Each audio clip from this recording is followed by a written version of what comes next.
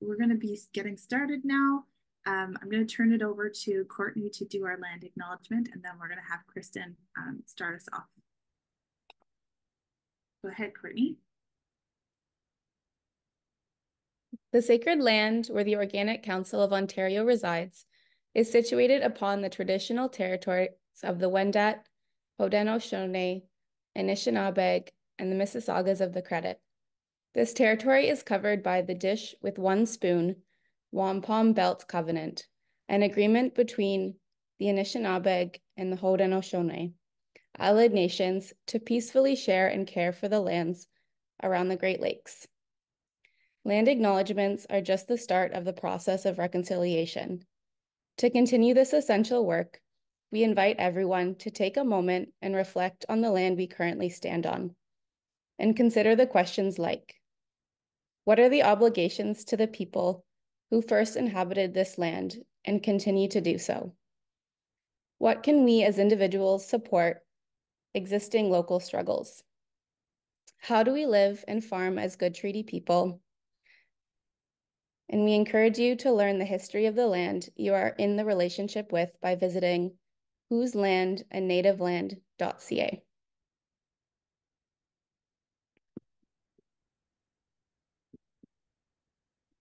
Thank you, Courtney.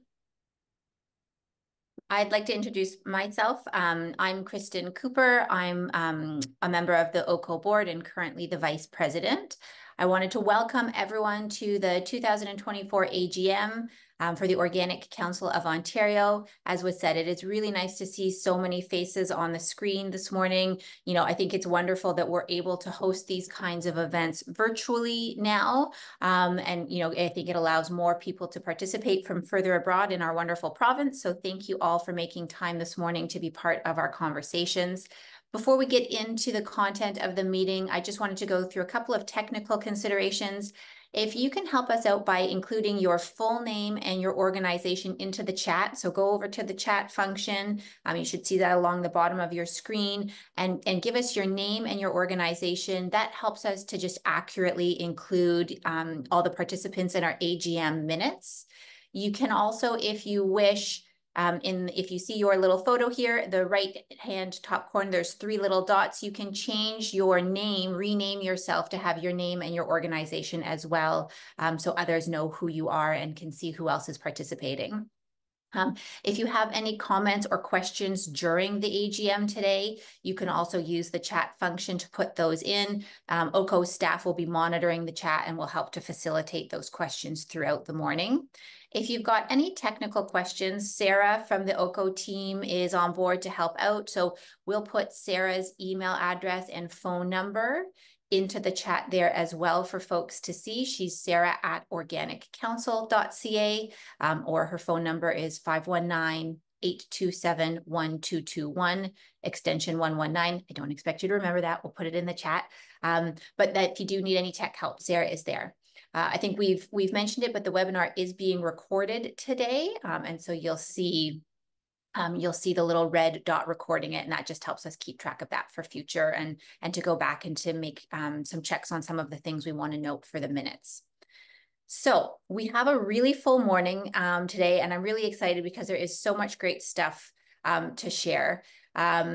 Before we get into kind of the guest speakers and some of that content, I am going to ask Carolyn, OCO's executive director, to just kind of walk you through the board elections process and talk about some of the nominees, because this morning is some business and some sort of fun and knowledge sharing, and we'll be making sure that we accomplish both before we depart today. So Carolyn, can you just explain to everyone how the election process will work? Sure, if we can go to the next slide, that would be great.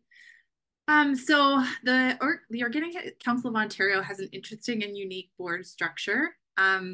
One of the things that we pride ourselves on is being a combination of both sector representation and community at large. So our board is made up of various categories. We have the producer category, we have the value chain certified, value chain non-certified. That includes sort of inputs and retail and distribution. We have supporter category, which is for consultants, associations, consumers, researchers, and then we have the directors at large position, which is really there to allow for us to recruit individuals that have specific skill sets. But also it allows for any industry member who doesn't make it into their category, they can fill a director at large position. So this year we have 5 of our board members that have completed their terms and 3 are stepping down. Ben Cullen, our fearless leader from Cullen's Foods, who was the president and director at large, is going to be stepping down. He has another new baby on the way. Amanda Peer, representing the Andersons in the value chain certified position, is stepping down, and Dave Lockman from Seeds Canada in the supporter position is stepping down.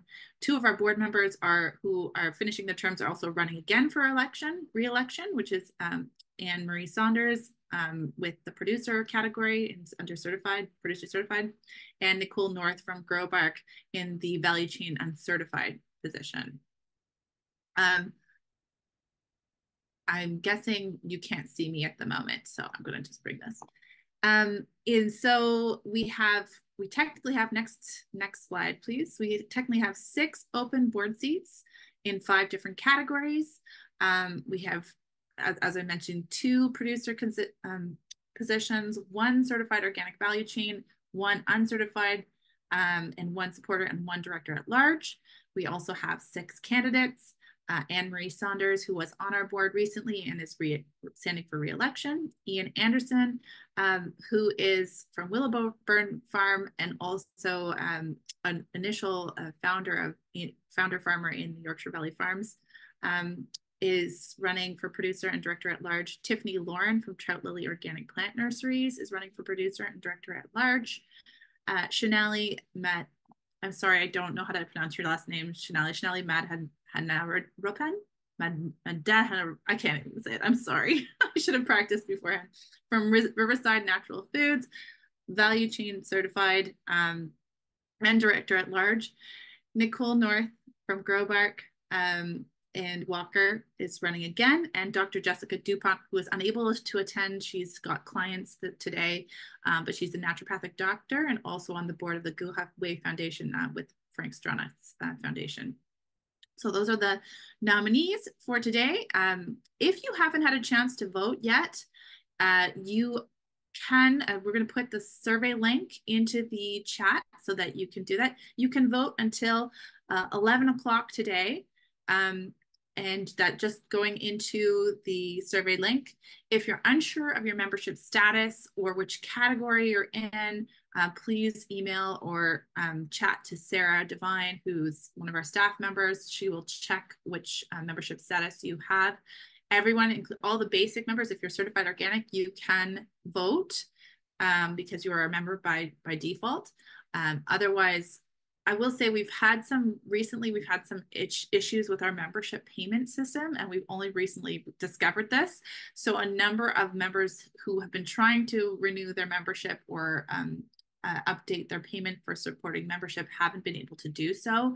So we are going to work with you to count your votes, even though you may not have paid your dues yet. So if you have been a good member in good standing and have tried to pay your vote, pay for your membership, we're going to count your vote today. Everybody can vote in their own industry category. So individuals and associations can only vote for supporters and directors at large, and everyone can vote for the director at large position. So when you go into the survey, it'll walk you through it. You don't need to worry about it. And there will be information on the different nominees linked in there as well. Any questions, please put them in the chat. I think we'd like to get started as soon as possible. So I'd like to see, do we have Barbara online with us here? Just make sure we've got her with. I'm here. Great. So I'm going to turn it over to Barb Smith from Foodland, Ontario. OCO has been privileged to be working with, we're lucky to be working with Foodland Ontario. This year, they've conducted on our behalf a retail pricing audit, and we had to choose. It's very difficult to get they have representatives all over the province who work in retail stores to check on the Foodland brand and also other things. And they had worked with all those representatives to look at a couple of different organic dairy products, their pricing, how they've been marketed, et cetera. And so this is hot off the press. Barb's going to present the findings from that.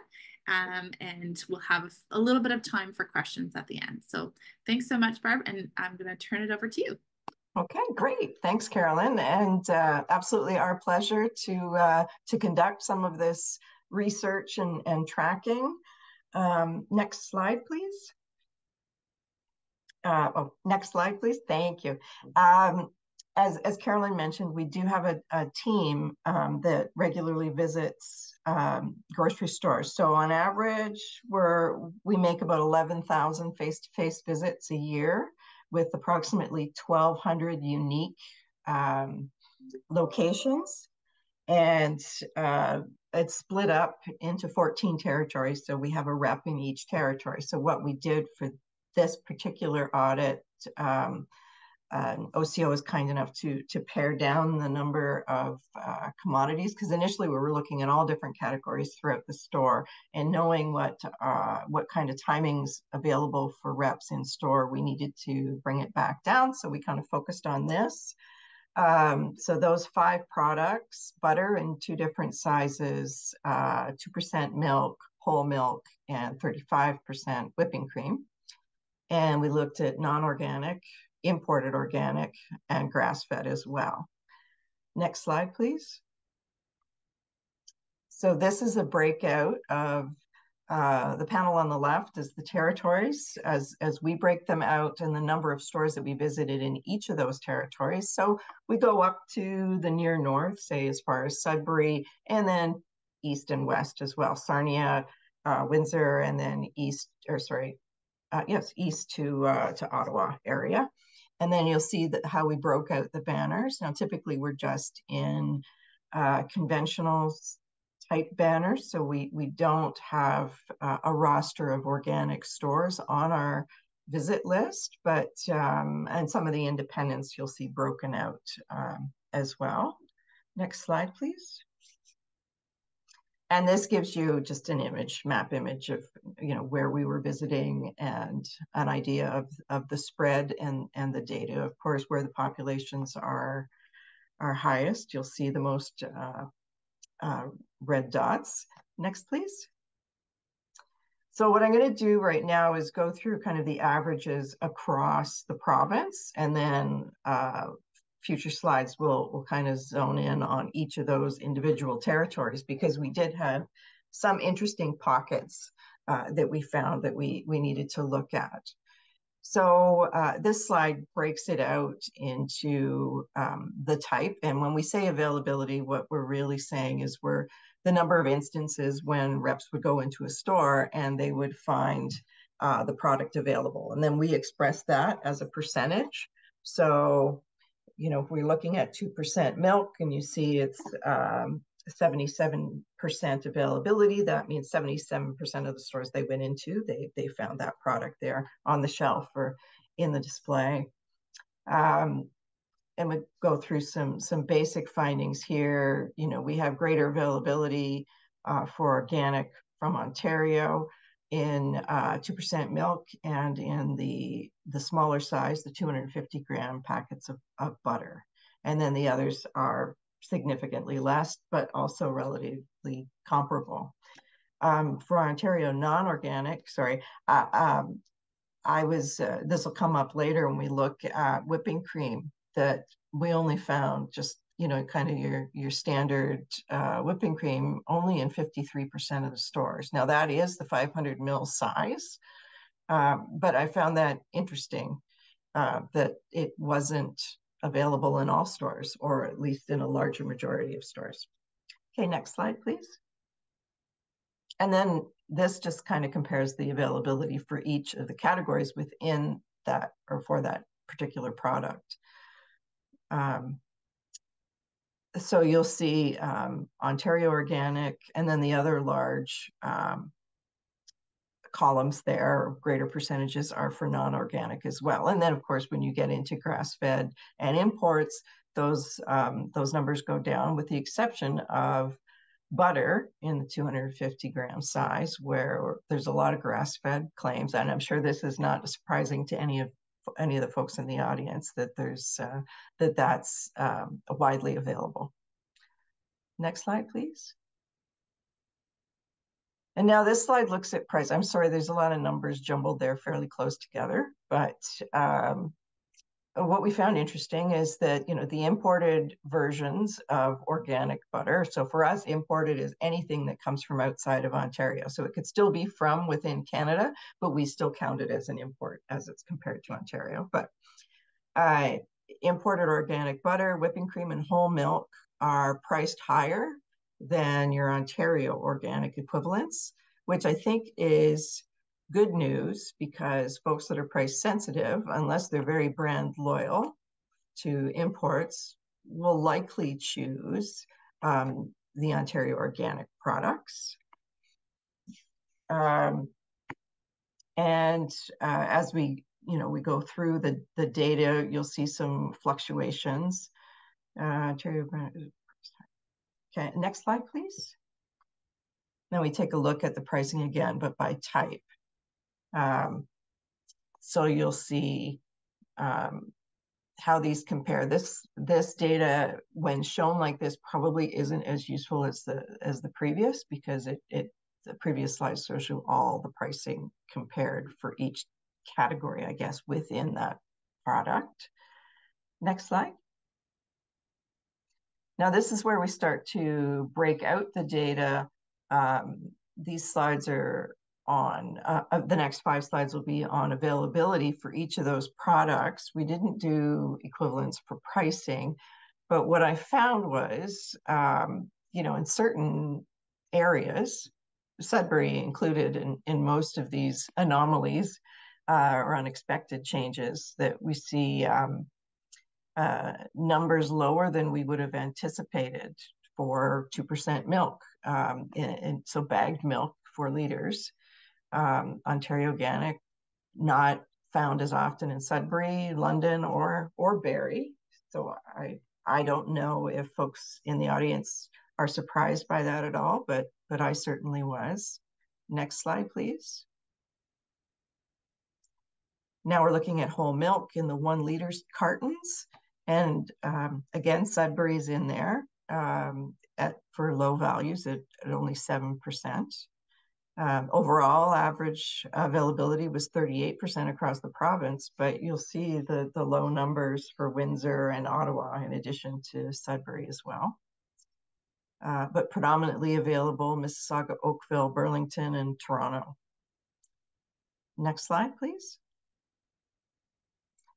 Whipping cream, Sudbury, 0%. In fact, we were so surprised by that we followed up by contacting each of those stores again. And what we found were that typically they'll order in special this particular size, and they usually don't get it in until Thursday. And if customers want it, they have to let folks know like a week beforehand so that they can get it into the store for them. This tells me that maybe if we do this again, we should look at a smaller size, or a smaller size carton, because that might be more readily available and perhaps get used. Maybe people don't want to buy the 500 ml size because they wouldn't use it all. And you'll see some lower numbers again as well for Oshawa, Kingston, and Barrie area. Next slide. And organic butter, it looks like you've got, this was by far the most popular and readily available size of butter.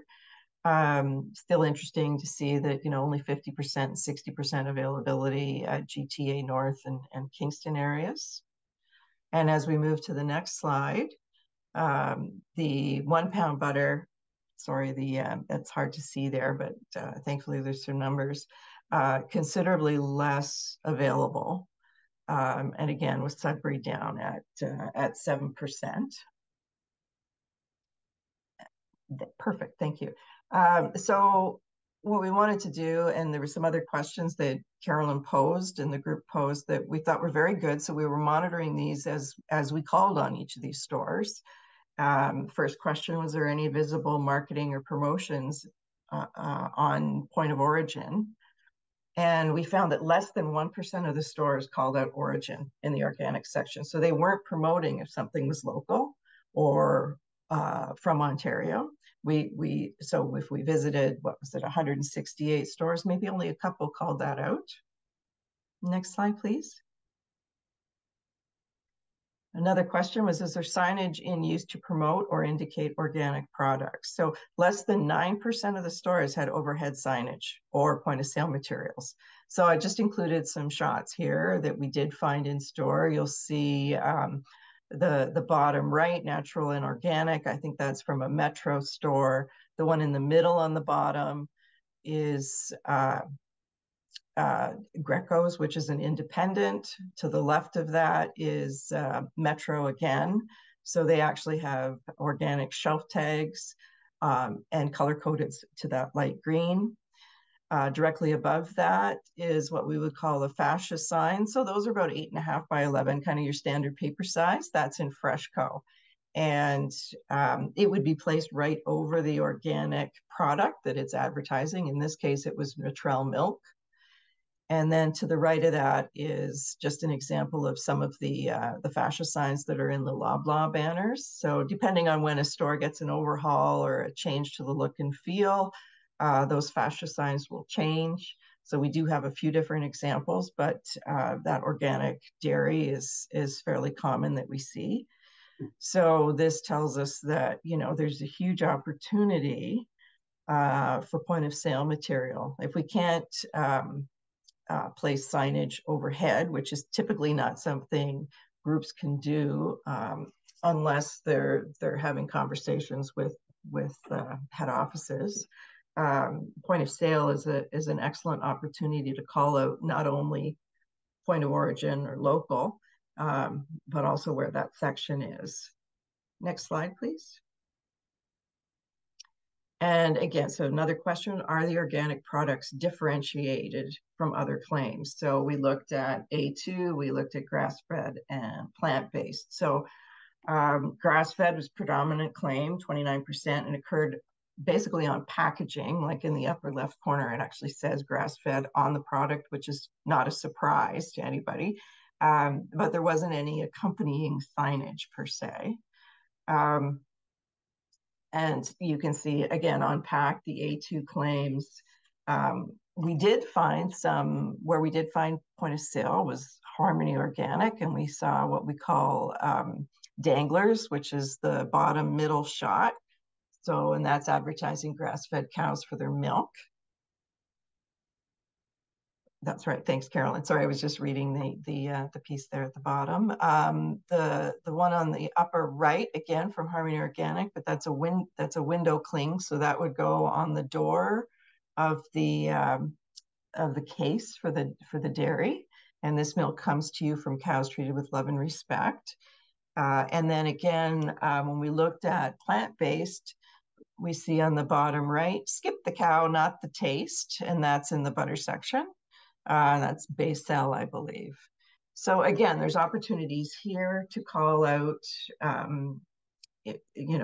those claims in point of sale material. So something other than packaging, but packaging is key.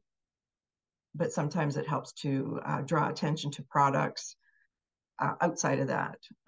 Sometimes our ability is limited depending on the design of the case, and because you never want to interfere with customer access to the products. You don't want people's arms brushing up against things when they're reaching in. But there's opportunities here that can be explored with various retailers to get the messaging out that you're interested in. Next slide, please. And kind of at the end of that particular piece, there's a lot of data that we collected that's housed within the database.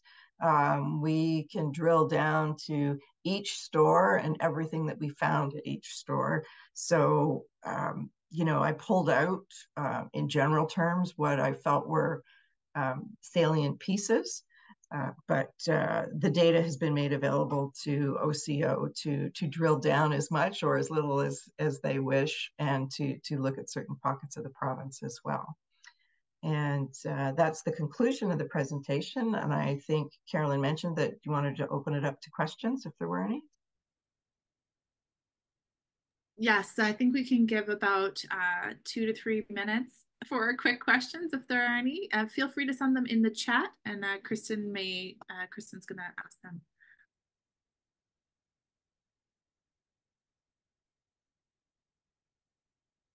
I'll kind of ask one. I think, Barb, you sort of spoke to this a little bit, but what were the kind of 2 or 3 things that surprised you the most? As you went into the research, you kind of often have a hypothesis or a bit of an assumption as to what you might find, and then the research will reveal something that kind of changes that. So, what were things that kind of made you go, oh, I didn't expect that? Yes, yes. So as you said, the thing that surprised me the most was availability in certain pockets of the province. And that could be because the stores that we visited, warranted a drill down. And it could be that the stores that we visited aren't in an area that services folks that are interested in that particular product. So say in the case of the whipping cream, is it because 500 mils is too large and really they want the smaller container? And lots of times stores will have both available. But in places like Sudbury that's serving perhaps a population that's smaller, they don't want to have product go bad, so they'll talk to their customers and will place orders based on customer requests. So I found that very interesting and surprising too, because I just wasn't expecting that. I'm trying to think, looking back at my notes here. And I guess so Sudbury was surprising in that respect, but it was interesting seeing that there were other pockets too that weren't super high or weren't super low. And the pricing on the imports for some of the products, for 3 of the 5, I was surprised at. I anticipated that they would be lower than our Ontario offerings, and that wasn't the case. And sometimes those, even at 10 cents, is enough to make a difference for what person's putting in their cart. And in this case, it's an advantage to us, I believe. Right. Yeah, but those were like the 2 major findings for myself that had me say, There's a question here in the chat, and this is actually, I think this is a really interesting one. I know I experienced this as a consumer. So in terms of where you found the dairy products placed in the store, did you kind of notice any pattern or trends? Was the organic product most likely to be in the general dairy section, or would you find the organic dairy in what some stores might call their like organic or natural section, where products that share those attributes of multiple categories are kind of gathered together in a different area of the store? Right. And I would say it's a bit of a split. Some stores do a really good job of, here's our organic and natural section as it applies to dairy. And then here's, your conventional section. And then others just, you'd see them all in a row. Here's your, as shoppers, here's your 2% milk, and right next to it is the bagged organic milk, and so on. And even in the cartons, it just, as long as the offering was 2% or whole milk in a 1-liter carton, it would be next to the conventional milk, and so on. So we do have, as part of the data collection, we collect photos as well.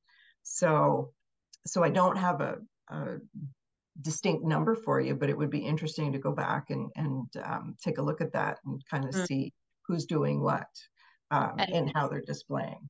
And sort of as a follow-up, building on that question, I wonder if there are any patterns that vary geographically. In urban centers, do stores, even if it's within the same banner, so it's a Metro or it's a Loblaws or it's a Foodland, do they do an urban center merchandising strategy that may differ than a rural, or is it more by banner? Because certainly as a consumer who shops at multiple stores, you kind of have to know oh, when I shop at this store, they like to put it here. And when you shop at that store, you know, they put it here. Yeah. And it's a little bit of a mental mind Yeah, game if you absolutely. can And keep track of where it is sometimes, which I think can be a little frustrating. it can absolutely. And I know that, so say Sobeys, which has Sobeys Ultra stores, intermixed with their kind of regular Sobeys stores and the Ultras, or the um, stores in GTA and certainly in downtown have a smaller footprint. So they basically restock more frequently because they just don't have the footage to do the product placement. And it's a challenge for them when they've got a smaller, got smaller real estate. So yes, I agree, because I love data and I love the drill down. So it's always interesting to see these patterns emerge, and yeah, it's worth a look. Okay, Thank we've you. got one more question here, and then we'll wrap this conversation up, even though we probably could keep going. But how do you think that consumers, our organic eaters and organic fans, could help encourage the retailers to make more organic products available? And I think that's a function of, is it at the kind of the grassroots level where folks just talk to their dairy manager at the store that they're visiting. And the more people that are asking for it, if the product isn't available there, they're asking for it. Chances are, it depends on where they're shopping, but if they're talking to a Sobeys, well, that product is typically available in the distribution centers. It's just a matter of them placing an order for it. So they could bring it in. Yeah. For your individual stores or your independents, again, the answer is talking to the dairy manager, and to make that known to them that there is interest in that product. Because if they find that they bring it in and it's not selling, they won't order it again. Right. So yeah. Wonderful. Well, thank you. Thank you for sharing this morning. Thank you for being with us. I think there's, some really interesting findings there, and a great initiative between OCO and your group to be able to pull this research together. Oh, and it's been great working with OCO. Just the process that we went through to get to this point, and being able to have those conversations to be able to do this research on your behalf has been wonderful. So thank you for that. Great. Thank you so much. Thanks. Carolyn, I believe thank you for the slide. Wonderful. Okay, we're going to move on to the next item in our agenda. It's the organic corn and wheat value chain update. Just before we do that, is there anything related to voting? Just to remind everyone, it is open until 11 a.m. So if anyone needs support with that, please do use the chat so that we can make sure we get your vote in. And otherwise, I will turn it over to this next topic. And I can introduce Laura just briefly. I didn't write it in the script, I'm sorry, but Laura Telford is the Manitoba Organic Specialist, and we'll change your name there so you're not Sarah Devine anymore.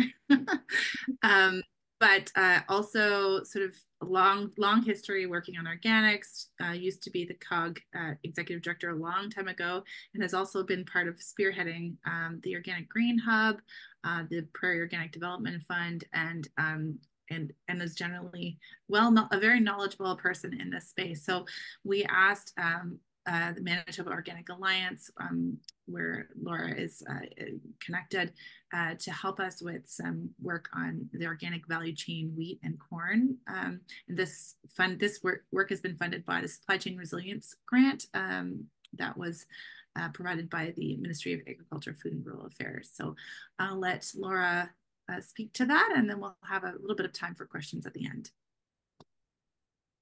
Thanks so much for the introduction, Carolyn, and happy to be here today. This year is my 20th year working on organic agriculture. And for a lot of that time, because I'm based in Manitoba, I am working on field crops because we don't have much else here. So I know a lot about Manitoba organic field crops, and doing this study with Carolyn and OCO has allowed me to open my brain a little bit to see how field crops are grown in in different parts of the country. And thank you so much to the people that have been so generous with their time talking to me to accelerate that learning curve. So like Barb, I'm going to take you through a lot of data and I'm going to do it fast, but these data will be available to you later in this presentation, but also in a detailed report that I'm writing as part of Carolyn's project with the ministry. So today I'm just presenting some high-level numbers to give you an idea about two main crops. So I'm focusing on corn and wheat, and to be honest, I don't know why I picked those crops, but that's what I'm talking about, just because you can't talk about everything. So this is what I hope to get through in a very high level way. And then in the report to follow, you will see some more specifics with numbers about not only how much corn and wheat is produced organically in Ontario, but what that translates to in terms of volumes, and then what it's worth to farmers and to the food processing sector, and where it all goes. And for those of you who've ever worked on organic data, you know that it's impossible to find anything. So it's always a sleuthing job, and I actually love it. So thank you to Carolyn for allowing me to spend the last few weeks focused on data, because it is truly what I like to do. Okay, let's get into the next slide. So this is just an overview about cereal crop production in Canada, and you can see the big two are oats and wheat, and in fact together they make up 82% of Canadian cereal crop production. So next slide. So from here on in, I'm just going to talk about Ontario, and you can see that this is pretty good compared to some other provinces. We're losing acres in the prairie, and fortunately, Ontario isn't seeing the same losses in farmers in acres. So you can see that there's just over 216,000 acres in the organic under organic management in Ontario, and this represents 5% growth over 2022. And these acres are managed very carefully and respectfully by 1,000 organic farmers, which is also a good number. Okay, next slide. Okay, so diving into the field crops, which are a subset of crop production in Ontario. You also have a lot of vegetable and some fruit growers. So you have a total of 217,000 acres seeded to field crops in 2022. And keep in mind that we're always a year out of date on data. If we can find it, it's old. So that's a rule of thumb. So 102,000 acres of field crops. Of these, the vast majority of those acres, as you already know, or if you drive around the countryside, are soybean, corn, and wheat, just as they are in your mainstream ag community. So this represents 9% of the total organic field crops grown in Canada in terms of acreage. It's slightly more in terms of output or production, because these acres are very highly yielding compared to the Canadian average, because you guys actually have rain and you have wonderful soil, so you can grow great crops. So those first three crops there make up the vast majority of the organic field crop rotations. And it is not uncommon for farmers to cycle annually and also spatially on different fields between soybean, corn, and wheat. And sometimes they'll grow a green manure crop in between, but sometimes they're just cycling between those crops. Okay, next slide.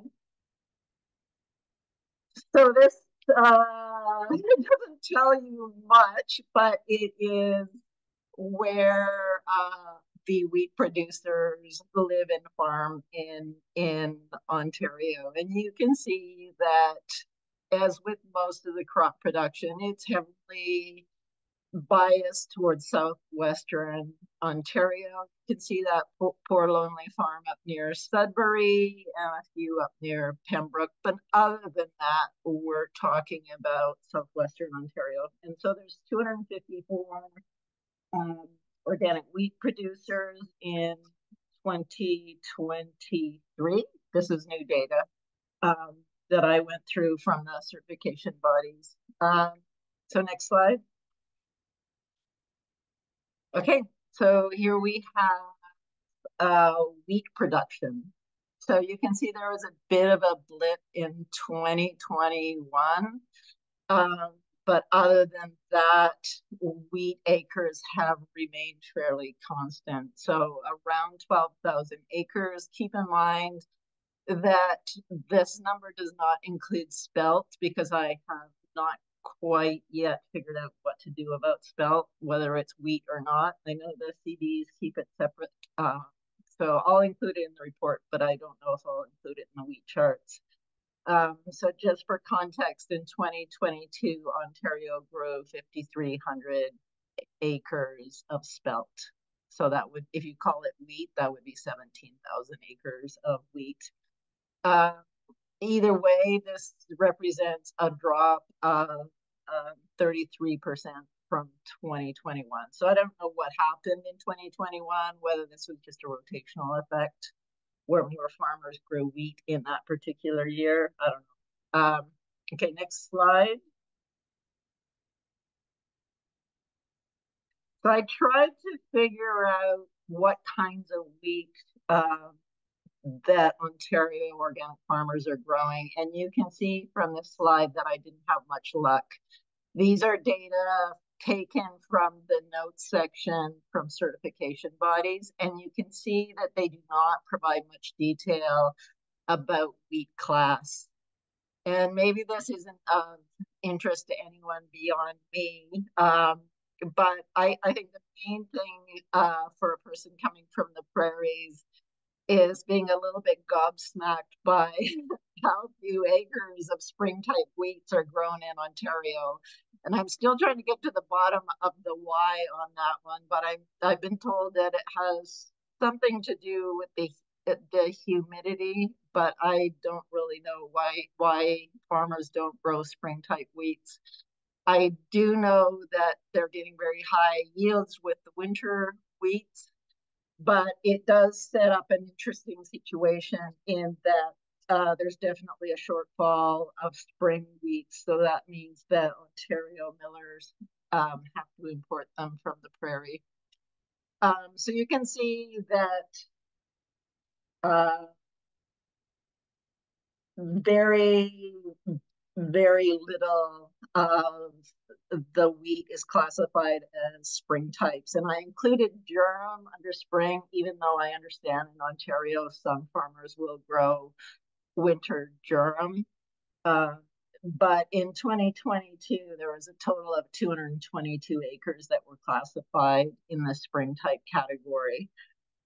Obviously more in the winter category, but not super useful data, but thought I'd share it anyway. Okay, next slide. This is a sad story, which is prices, and anyone who's a farmer on this call has lived this story for many commodities.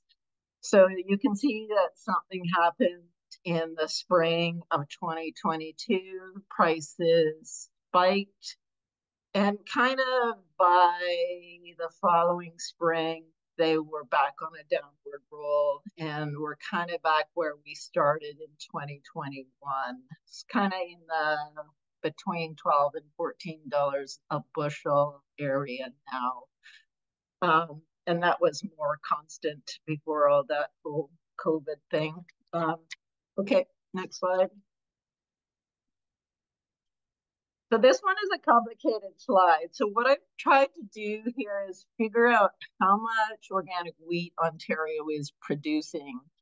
And because I was told by the people that I was interviewing that the AgriCorp numbers are probably on the low side, So we're only talking about soft red winter wheat here, because I'm told people in Ontario who know figure that roughly 90 to 95% of all of the wheat produced in Ontario in organic systems are soft red winter. So I focused on that and I came up with two scenarios. So the black bars show you the AgriCorp scenario using their yearly yield, which range between 52 and 56 bushels per acre, depending on the year.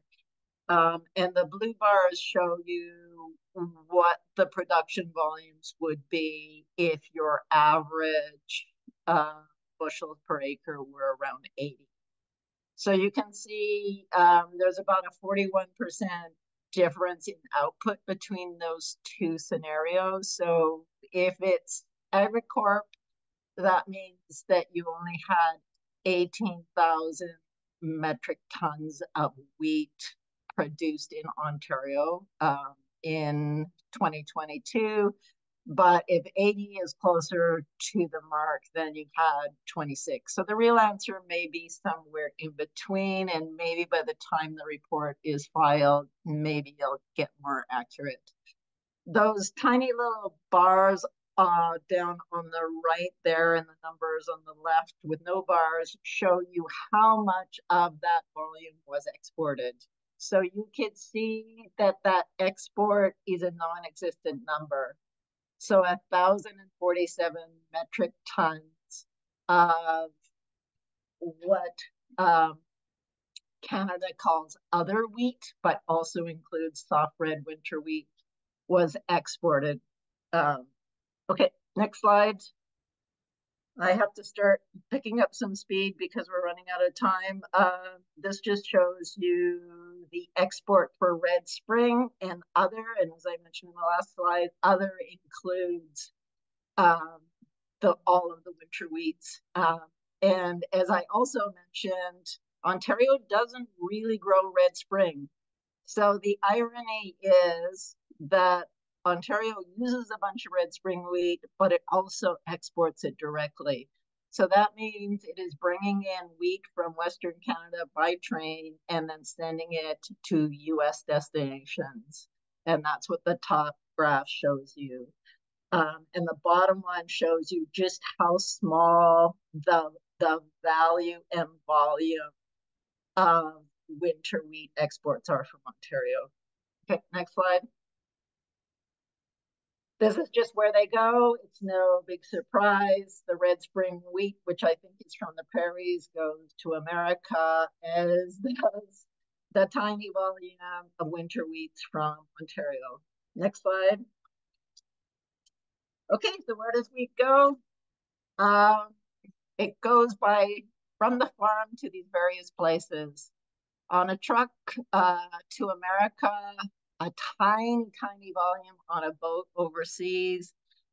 Depending on the price, a bunch of it ends up in bins. The big arrow means that probably the biggest place that wheat goes is to millers.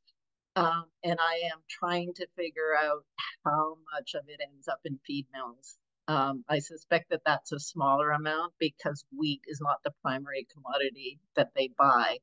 But what I do know from talking to millers, if the wheat is milled in Ontario, it ends up at bakeries and it ends up in, most of it goes bulk to bakeries, so rather than in retail bags, but some of it ends up in retail bags, but I think that's a very small amount. Most of it ends up in what I would call a food service sales, which is bulk bags to bakeries. And it is then used to make pastries and cookies, and some of it ends up in food processors where it makes crackers.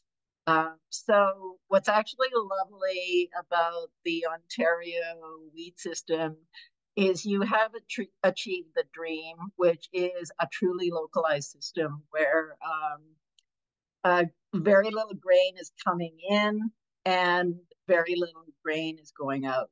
It's all grown in Ontario, milled in Ontario, and consumed in Ontario. Okay, next slide. So we're getting on to corn, and I didn't leave myself much from the corn. But you can see here that the distribution of organic corn producers is exactly the same as for wheat. And in fact, they are the same growers, except there are more of them. So now there's 378. Okay, next slide. Here's the acres, doing pretty good over the years. Gradually, not only cranking up acres of corn, but you're also cranking up volumes of corn because your growers are getting better at it. Okay, keep going. Prices, exactly the same as for wheat, currently tanking, and probably explains why there's a bit more corn available domestically and in bins. Okay, next slide. Here are the exports. It's definitely much higher than for wheat. On the left side, I have broken out Ontario and Quebec. And so the solid bars represent what the corn exports were worth. And this is just corn that's exported from the province of Ontario. And then the dotted lines show what those export volumes were. And then on the right with the black bars and line, you'll see those two added together. So in Canada, only Quebec and Ontario produce organic corn. The rest is so minimal that it's not worth thinking about. So you can see that for both Ontario and Quebec from the left slide, that exports went down between 23 and 22. So this is pretty new data. So this is to the end of 2023. And you can see that both volumes and values went way down. But what was interesting was this was much more significant for Ontario. The other thing to note about this slide is Ontario and Quebec were actually on a par in terms of organic corn production up until 2020. And you can see that in 2018 and 2019, Ontario actually exported more corn than Quebec. But something started to change in 2021, and that pattern is exacerbating, where Quebec is going up and Ontario is going down in terms of exports.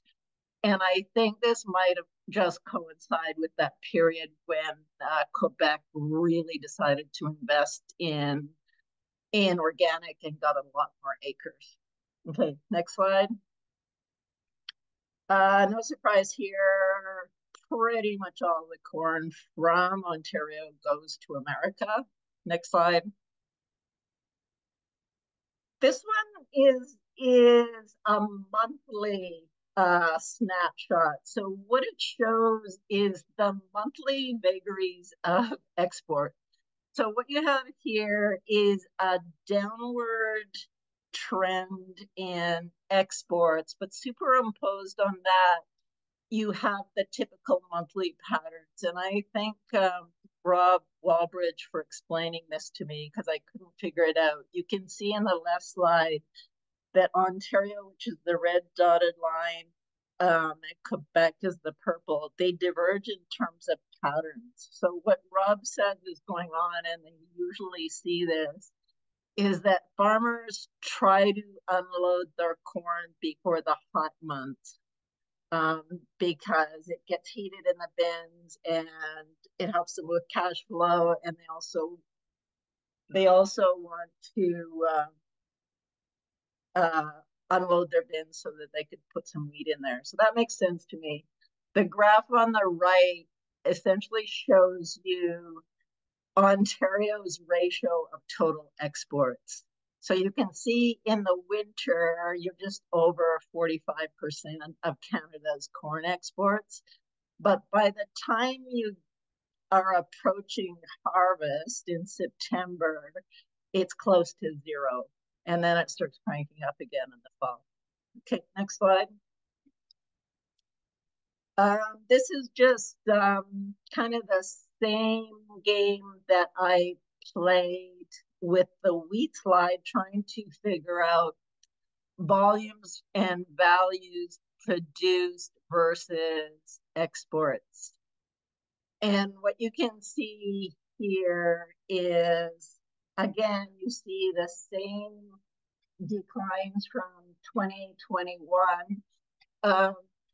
The export values are much higher for corn than they are for wheat. So about a third of what I predict is the volume produced by Ontario growers is exported.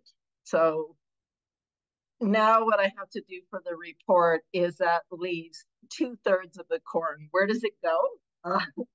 That's the big question. So we know that the corn grown in Ontario is like 99 point something percent destined for the feed industry.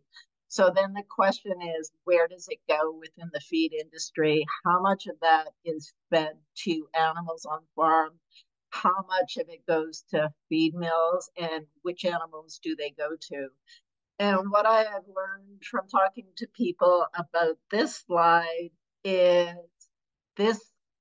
these yellow bars are the values and volumes headed to America, and where they're headed is to big, enormous feed mills that would dwarf anything you guys have. And they're based in Pennsylvania for some reason. Don't ask me why. Okay, next slide. And so the disposition is slightly easier in corn because more of it is exported and you don't have any food processing. So my challenge is to figure out how much goes to feed mills versus to feed, how much is it grown for silage, for example. And I didn't talk about this, but the CBs don't do a great job of differentiating between silage corn and grain corn. So you can't really figure it out that way. So I'll have to figure out how many dairy cows there are and how much corn they eat. So some of you in the dairy industry can help me with those calculations. And that's where I'm at. But the take-home message is a good one, which is that the wheat business in Ontario is very localized, and the corn business is probably about feeding domestic livestock. So questions are welcome, and thanks for the opportunity. Laura, thank you. I love how much you love grains. There was a question in the chat. If we could go back to your slide that looked at the organic wheat exports and the disposition of organic wheat. There was a comment in the chat to go back to that slide. Amanda, here, let us know if we hit the right one. That one, yeah. Or are you talking about the one with the arrows? This is the exports, but if you go forward, the disposition one is the one with that one. Oh, okay, we're getting, I think, well, she's saying that's good. Was it this slide, Amanda, or the one where we might be moving faster than she can type? We'll pause and let her just clarify if we've got the right slide here. Yeah, okay. We're good, thank you. Are there any other questions or comments? I know we've got quite a few grain dealers with us today. I think there's some really interesting data there about kind of the movement of product. I mean, kind of a similar question that I asked in the first presentation. What kind of most surprised you, Laura, as you were going through this data and sort of stood out as an unexpected learning? I think the first one that surprised me was the lack of spring wheat grown in Ontario. Yet, you know, we always hear not in organic, but in the Canadian system, we always hear that all of that prairie wheat, it's just there so it could feed the mills of Ontario and Quebec, and that is so true. And I think what I've also learned is that over the years in the prairie, we're always north south in terms of our export systems. We haven't been all that great at east-west, but when it comes to organic wheat, we really have developed two systems. So yes, it's still a fair chunk of hard red spring wheat leaves the prairie and goes out to the US and the world, but an increasing amount of it goes to Ontario and Quebec mills, which is really interesting to me that we're developing this more kind of Canadian circular economy where we're less export dependent in organic than we used to be. And I think 10 years ago, we always talked about that as a goal. We wanted to decrease exports and start growing for our own consumers. And I think that's definitely the story of the wheat grown in Ontario. And I think there's much, much more room to grow wheat in Ontario. And I've been emailing with one large organic miller in Quebec, and they want a lot more of the hard winter wheats from Ontario. So they told me that they've converted about 3,000 metric tons from Ontario, from the soft wheats to the hard wheats. So millers need hard wheats, and they do that because they have the proteins that allow bread to rise. So your soft wheats are great, but they're really for the baking sector. They're not very useful for bread making. So millers are starting to figure out how they can use these winter harder wheats in bread making. So I think the prairie farmers need to look out because Ontario might figure out a way to wean itself off of Western wheats. Interesting. There is a question here. There's a couple of questions here in the chat. One relates to corn. Where are most of the corn exports going?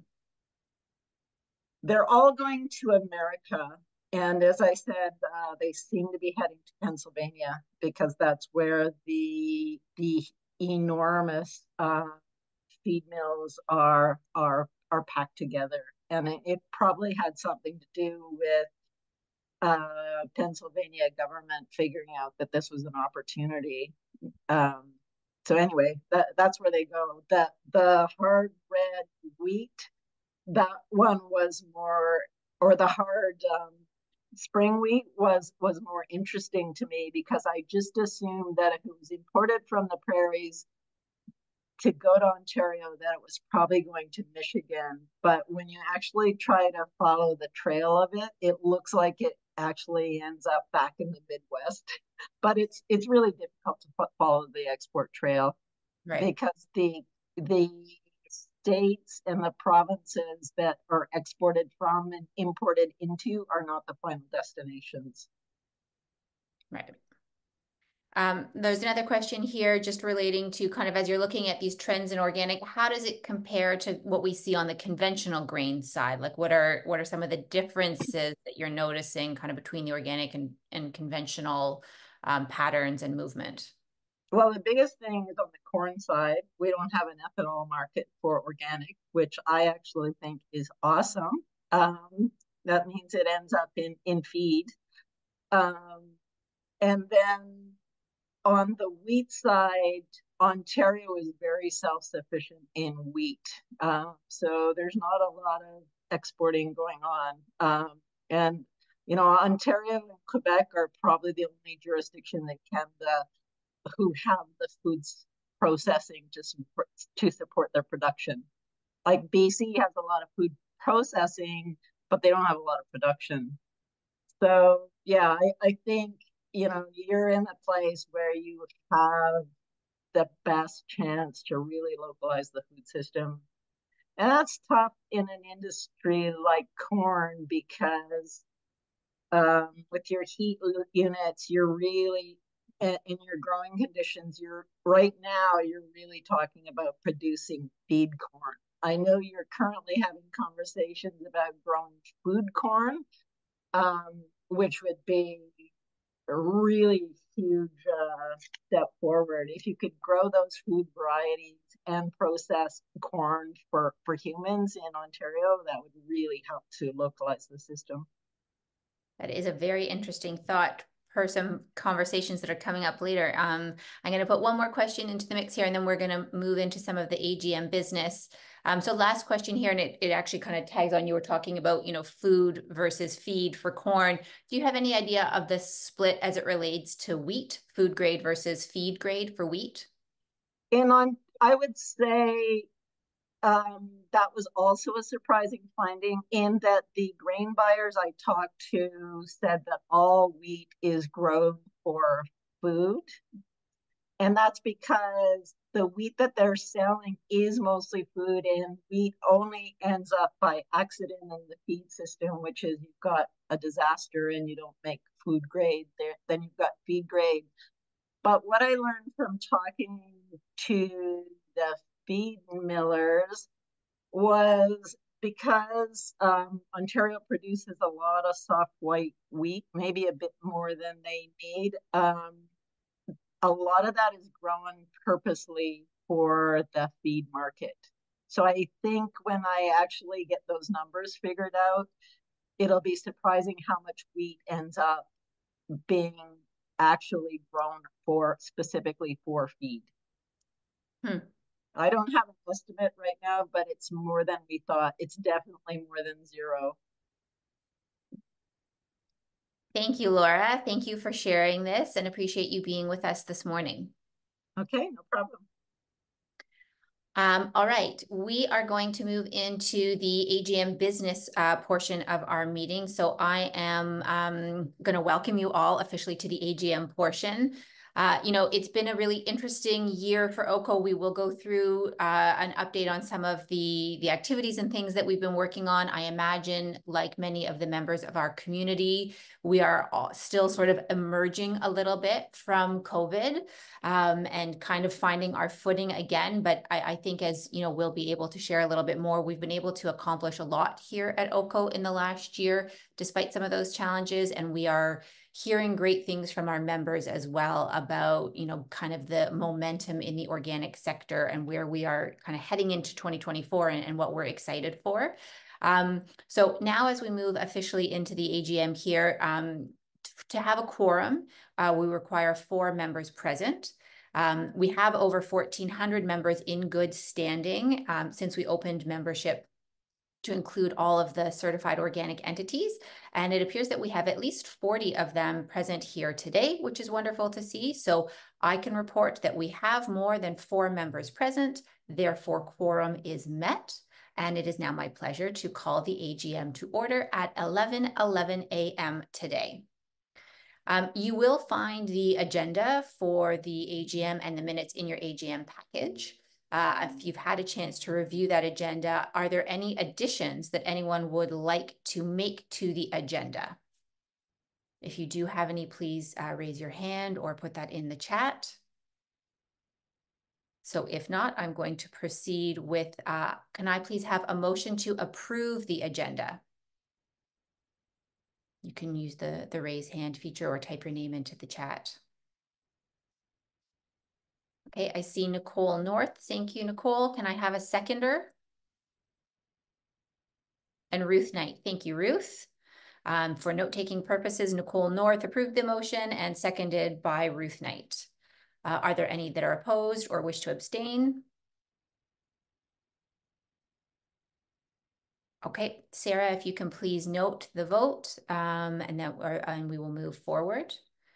Thank you. The AGM minutes have been sent out in the chat and they're available there for you. If you need any tech help, as a reminder, you can use the chat for outreach, but the AGM minutes have been posted there. So I'm going to ask for a second motion here. So a motion to approve the minutes from the 2023 AGM.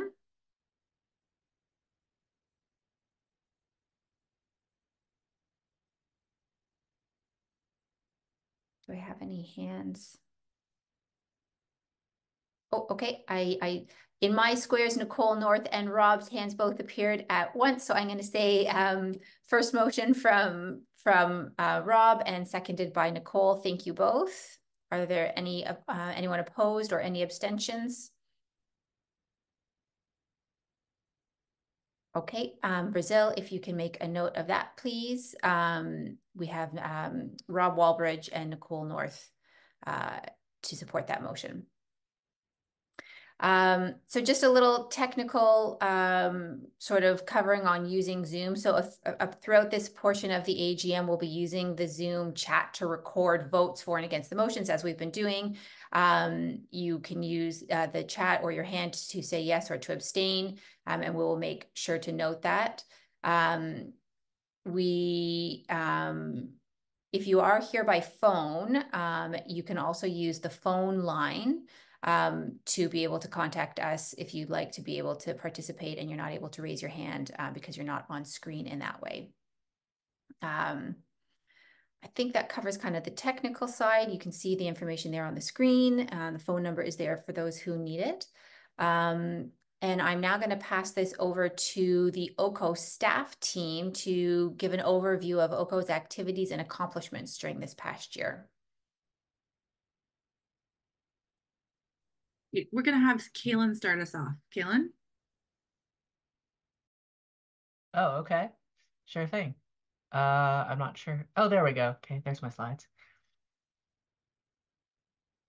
Hi, everybody. For those of you who haven't met me, my name is Kaylin Baricello. I am the Policy and Research Manager here at OCO, and I'm here to do a little bit of an update on our policy and stable funding work for this year. This year, I think last year was a lot of doing sort of broader strokes government consultations, and this year I think we've been doing a lot more sort of on the ground lobbying. We were very, very fortunate this year with the support of many important sponsors and the direct support of many from the sector who showed up to be with us on the day to go to Queen's Park in October. We met with over 18 MPPs from all parties, and more who came to our reception in the evening and advocated strongly for the needs of the organic sector. And since then, we've been working very hard to sort of maintain good contact with the minister's office, staff for the minister, and also we've had several follow-up meetings with a number of MPPs as well to keep this work moving forward.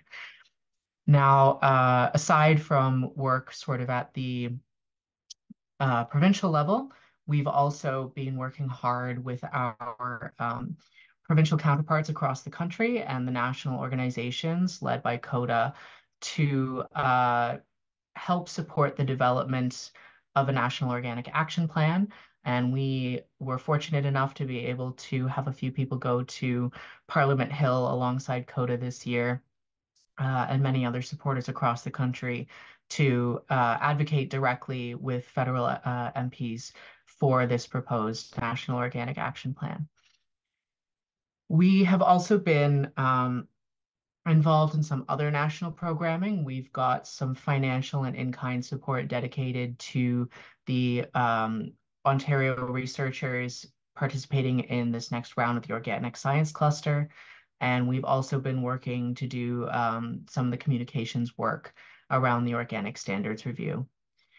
We've also been going through a little bit of a supply chain resilience project. We've been investigating a number of different organic supply chains, including the investigation that Laura Telford was just kind enough to present us with a moment ago. And the hope is that in sort of digging into some of these value chains and identifying some pain points and opportunities that will be able to inform some of our policy work going forward. Next slide, please. Stable funding.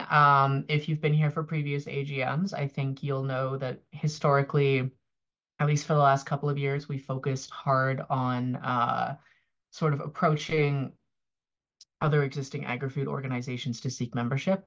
And while we haven't necessarily, given up on that or anything, this year we were fortunate enough to receive a grant to get some money for a consultant who indicated that some of our stable funding issues might be worth re-pursuing from a more sort of policy angle.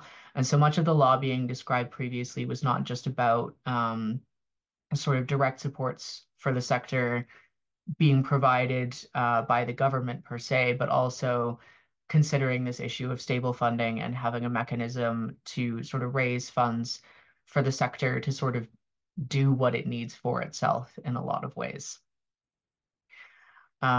We've made a little bit of progress. The minister's office does seem fairly receptive, but we still have, some questions around mechanistically sort of how to do this in a way that will be not super disruptive or burdensome to any party.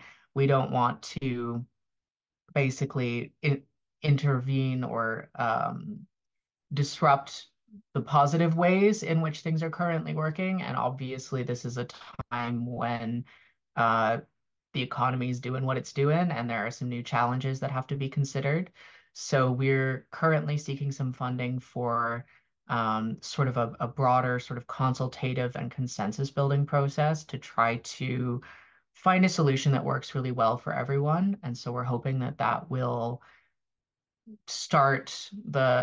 we'll be starting the process kind of within the next year. And in the meantime, we are both working hard on the organic action plan at the national level, which is also advocating for some of these stable funding pieces, and also still trying to engage other agri-food associations as members in the meantime. Thanks.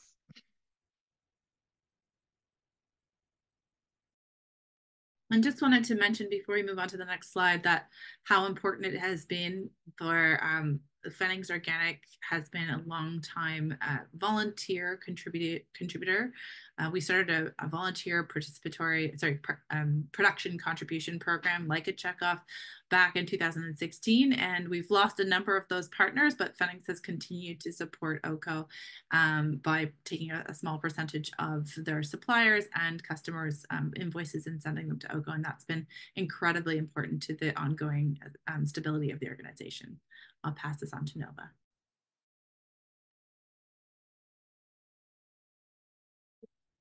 Hi, everyone. My name is Nova. I am the Policy and Research Coordinator for OCO. Up till the fall, I was working closely on the policy and regulation work with Kaylin, but in the fall, I took over on the project management of the Ontario Organic Project. The first phase of the Ontario Organic Project wrapped on March 31st, just this last month, under our Grassroots Growth Initiative Agreement. The campaign's goal is to help shoppers discover and connect with the organic brands, products, and businesses that are local to Ontario to help strengthen demand for local organics over imports. In January 2023, we had consumer and retailer surveys and focus groups were conducted and used to inform the development of the brand as a consumer-facing campaign. Following these initial activities, the core components of this project were the development of the branding logo and the launch of an Ontario Organic website, a new organic directory, and creating branded business signage for Ontario Organic operators to use. The website offers articles, videos, and recipes featuring Ontario Organic brands and products, and it also connects people to the new directory. The newly enhanced directory offers a searchable map of all Ontario's organic operators, allowing for people to look for and discover the organic businesses and products that are available near them. We used the 2024 Guelph Organic Conference as a public platform to soft launch the Ontario Organic brand and continue to promote the website and directory with an ad media campaign through the month of March. Next slide, please. The development and distribution of the Ontario Organic branded farm gate and business signage was a highly anticipated part of the campaign. We distributed 500 signs to consumer-facing organic farms and other operators in Ontario, with more available to order as time goes on. Going forward, we will be focusing on expanding Ontario Organic's influence and awareness by creating more connections with online stores through the directory and the website, securing retailer partnerships to help get promotions for Ontario Organic goods in stores. And we would also like to explore the potential for licensing the logo to be on product packaging. We have applied for another GGI grant to help fund these activities and are waiting for results.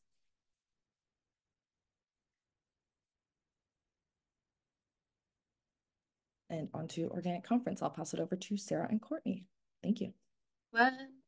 My name is Sarah Devine. If you haven't met me, I'm the conference and events coordinator. So worked very closely on the Guelph Organic Conference. And I will be in touch with many of you about membership. So eager to speak more about that after this meeting too.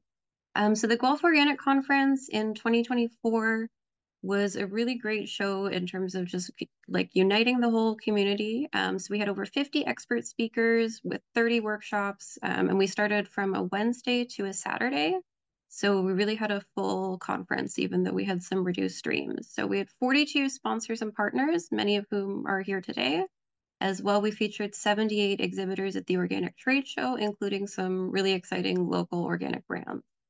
And yeah, we had about 700 to 800 folks come through at the trade show, and then 475 registered attendees. So a lot of new farmers and a lot of old faces who have been there for a long time. And it was great to just see everybody come together. And I'll pass it on to Courtney to break down a little bit about how the week went. Hello, my name is Courtney. I'm the Education and Volunteer Coordinator, and Sarah and I worked very closely on the conference together. So as she said, we had 4 days of conference programming this year. We started on a Wednesday, which was new, and we had 2 days, Wednesday and Thursday. These were long, full and half day intensive workshops where we had some bigger name speakers and they covered more advanced topic areas. Wednesday took place in a new location, which went over very well. We also found that switching the trade show from a start date on so we did Friday, Saturday this year instead of having it over the weekend.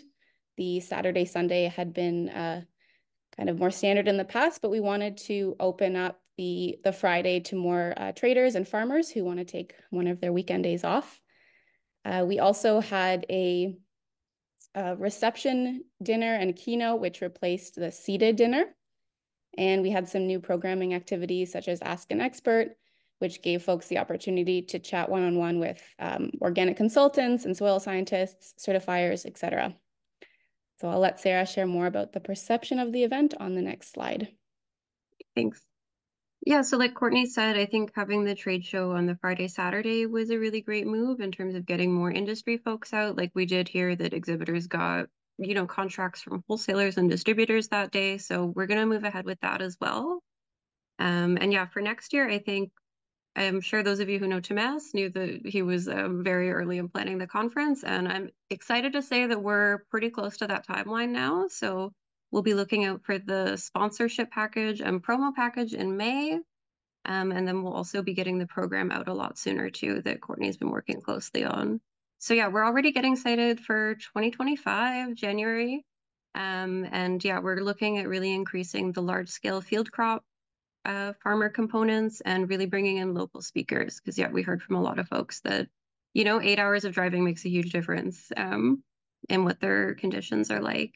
So yeah, we just want to improve communications as well, make it as easy as possible for people to come out.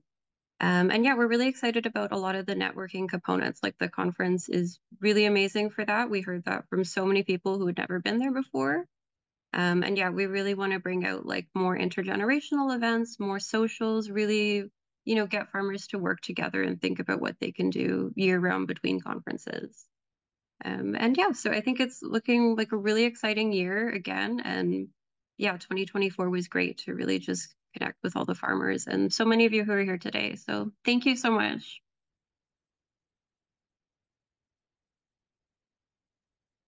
All right.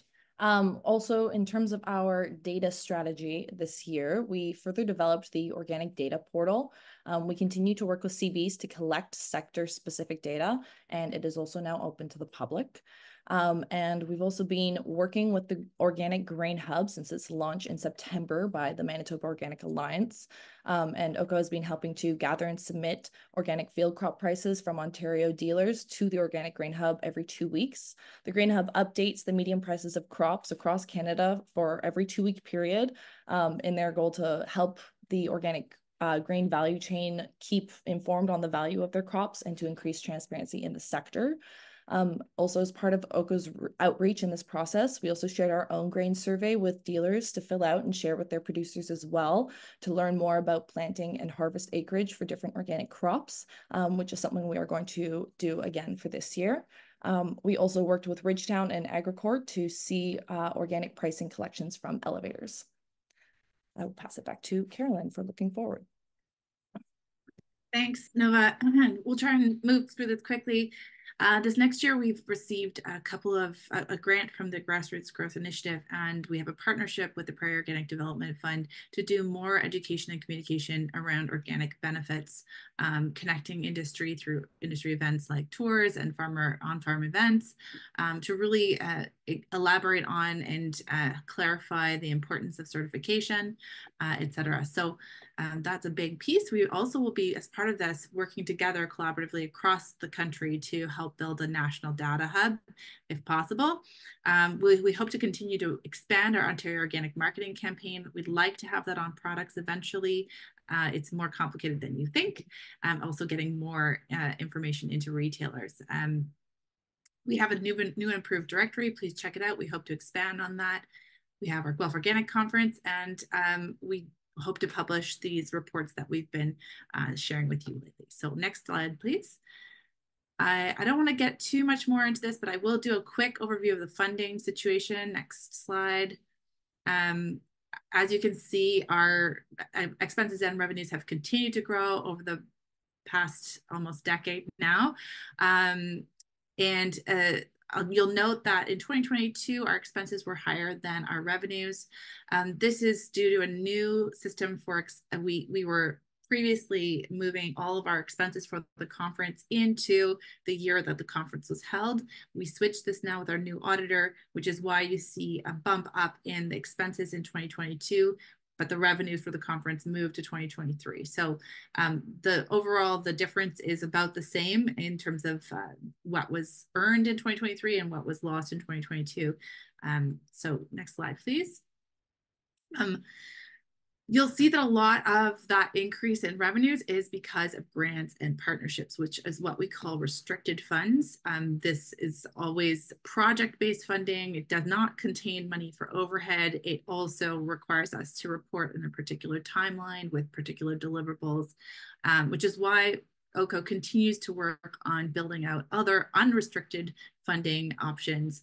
The conference has increased our ability to have unrestricted funds, although most of the revenue, if not all of the revenue, goes to the conference. At least it's a little bit more malleable for us. But you'll see also, if we go to the next slide, membership is a huge part of that unrestricted amount, and it has been decreasing in recent years. Here you can see that unrestricted amount going up because of the conference, but overall we're still increasing our revenues from funding from grants. So next slide, please. I just want to reiterate the importance of membership. A lot of you are on the phone here. We did expand our membership in 2018 to include all certified organic entities as members for free. And initially we didn't see that impacting our revenues, but we are seeing the revenues going down lately. We also know that the industry has been consolidating and that revenues for all industry members have been impacted by inflation in the past 2 years. But we hope to improve our membership numbers in general for supporting members. Thank you. Here you can see the revenues have gone down from membership, and particularly in 2023, we saw the lowest amount. And in 2021, we saw the highest amount. So we do encourage you again at the end of this AGM, please do renew your supporting membership, paid membership. That has an impact on how much we can do as an organization. Next, please. The Guelph Organic Conference, if any of you are interested, it is profitable for us, but only because we have grants. I won't go into too much detail about this, but next slide, please. You can see where we're getting our funding from. The sponsorship and exhibitors did sponsorship and registration did increase slightly last year, but most of the revenues that were helping us to be profitable were from grants and partnerships. You'll see that our expenses, we were able to reduce some of our venue and contractor fees and our speaker fees this past year just by consolidating the conference. But our admin and staffing continues to rise as we have these, most of the staffing costs are covered by grants, which is why we're able to have that many staff people on it. But because we've had new staff every year, it does make that difficult. We also know that in past years, a lot of those staffing costs were subsidized by personal passion from some of the contractors who were involved. So next, please. This is the way you look at it if we've had a good profit margin with the grants, but if you look at it next slide without the grants, we would be making a significant deficit. So this conference is not yet revenue neutral for us, but we're lucky to have been able to subsidize it with some grants. Next slide. So I would like to pass it over.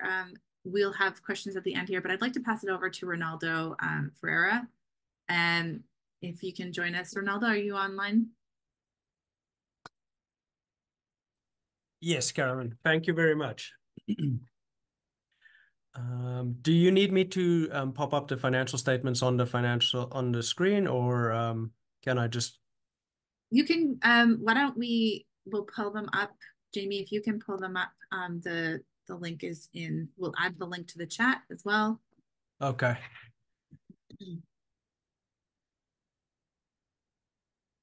Okay, got it here.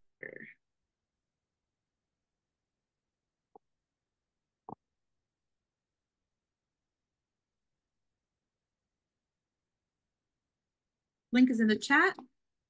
And Jamie, if you could pull that up, is that possible? Yeah, just doing that now. Okay, great, thanks.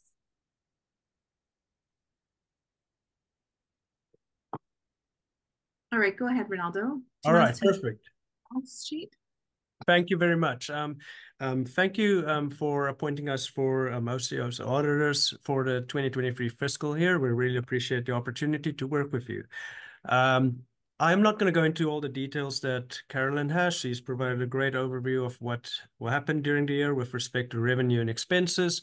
I will briefly touch base on our independent auditor's report, and I will talk to the restatement of the prior year financial statements. So the only thing in this financial statements that essentially that we own as auditors is our independent report. I just wanted to give you good news that we had a clean opinion, that it was not qualified, and that the financial statements is not materially misstated as at year end. We completed our audit in terms of the Canadian auditing standards, and the financial statements were prepared based on Canadian accounting standards for not-for-profit organizations. The audit report is quite lengthy. It's 3 pages. A lot of the information is mainly what's management responsibilities, those charged with governance, and what our responsibilities are as auditors are. If we move down just slightly to, just one place up. If I just want to draw your attention to the restatement of the previously issued financial statements. So in the previous year, what happened was, I believe that all the expenses and revenues related to the conference was deferred and moved to this current year fiscal. You know, in the 1980s and 1990s, there was this theme called the matching principle. Unfortunately, that no longer applies, and we have to comply with the accounting standards for not-for-profit organizations, and we have to follow the accounting policies that you've adopted, and we also ensure that you're compliant with the Canadian accounting standards for not-for-profit standards. So the issue was twofold. So there was funding that was received from the organization that related to the conference for funding staff or payroll for teams that worked on the conference before year end.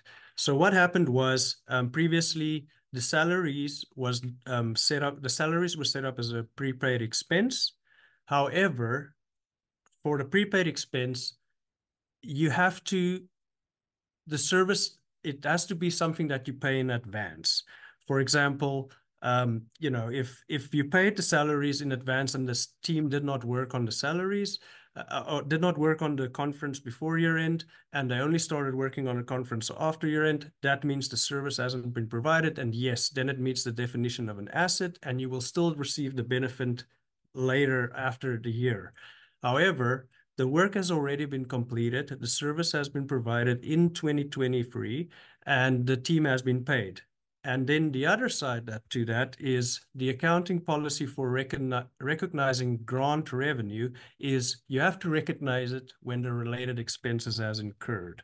So because the salaries and expenses, the Ontario Organic Council already paid everybody on salary within 2023 or in 2022, you know, we had to recognize that grant revenue too. So it was a twofold issue. Overall, by reporting these to comply with the accounting policies, the 2022 numbers were restated, and overall the net impact was 28,000 between the difference between the grants that were received and the expenses that were incorrectly deferred. If you have any questions with respect to that, we just ensure that we comply with the accounting standards for not-for-profit organizations, and that's why we've corrected this to ensure that everything is on board. And then the other matter paragraph in our report just refers that in the previous year, there was another auditor that completed the audit and they expressed their opinion. We just had to bring that to your attention. If we scroll down to yes, as I mentioned earlier, the rest of the auditor's report is just for information purposes. It just outlines the responsibility of us as auditors and those charged with governance and management. I'm not going to go through that in too much detail. You can read through it because it is provided by CPA Canada. It's standard wording from them. If we go down to the statement of financial position. So the total assets for the current year is about 288,000, which the largest asset is accounts receivable. That is mainly related to membership fees that are receivable and other grants that were receivable that was received subsequent to year end. The total liabilities is 184,000 for the year, the current liabilities. And as you can see, your current assets exceeds your current liabilities, which is a good thing, which means you can realize and pay that within as they come due. If we scroll down, I just want to talk a little bit about the unrestricted net assets. So as you can see, the council currently has $103,000 as net assets, which means that is that you have in reserve. That is fairly healthy, given the time that the council has been in operation. So yes, that you know, typically when we look at the unrestricted net assets, we make sure that if you really want to see if you have a healthy, it's about 6 to 9 months of current year's expenses. That's what your net assets unrestricted typically should be. But as you're growing and getting more funding, you will accumulate funds in the net assets as you go forward. If we go to the statement of operations,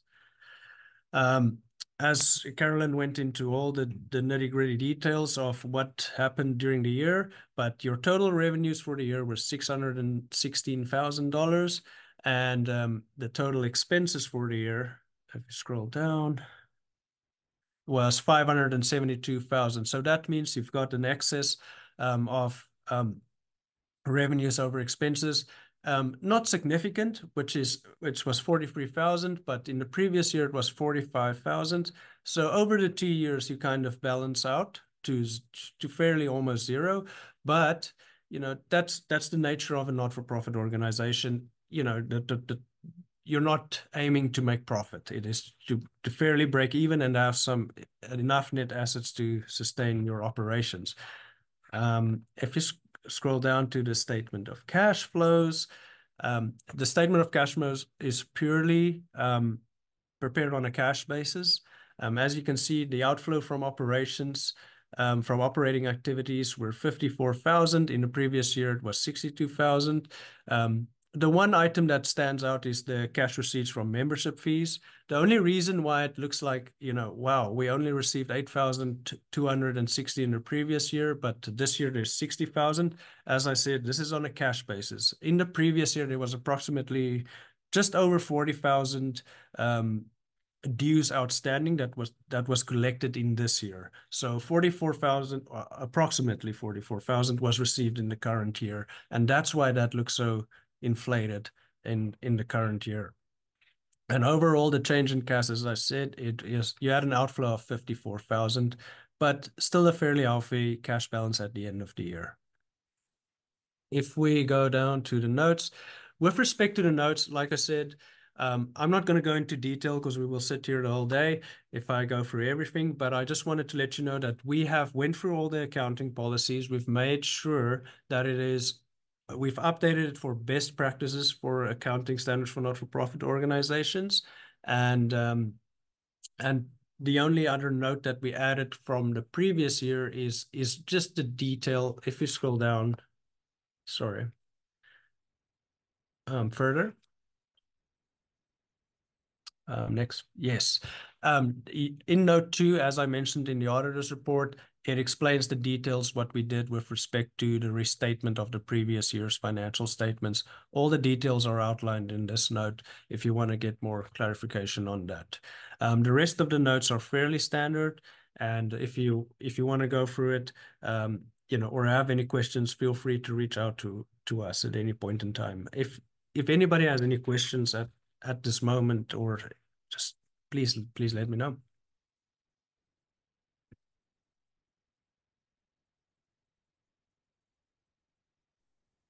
Okay, so yeah, go ahead, Krysten. No, I was just going to check if there are any questions before we continued with the agenda.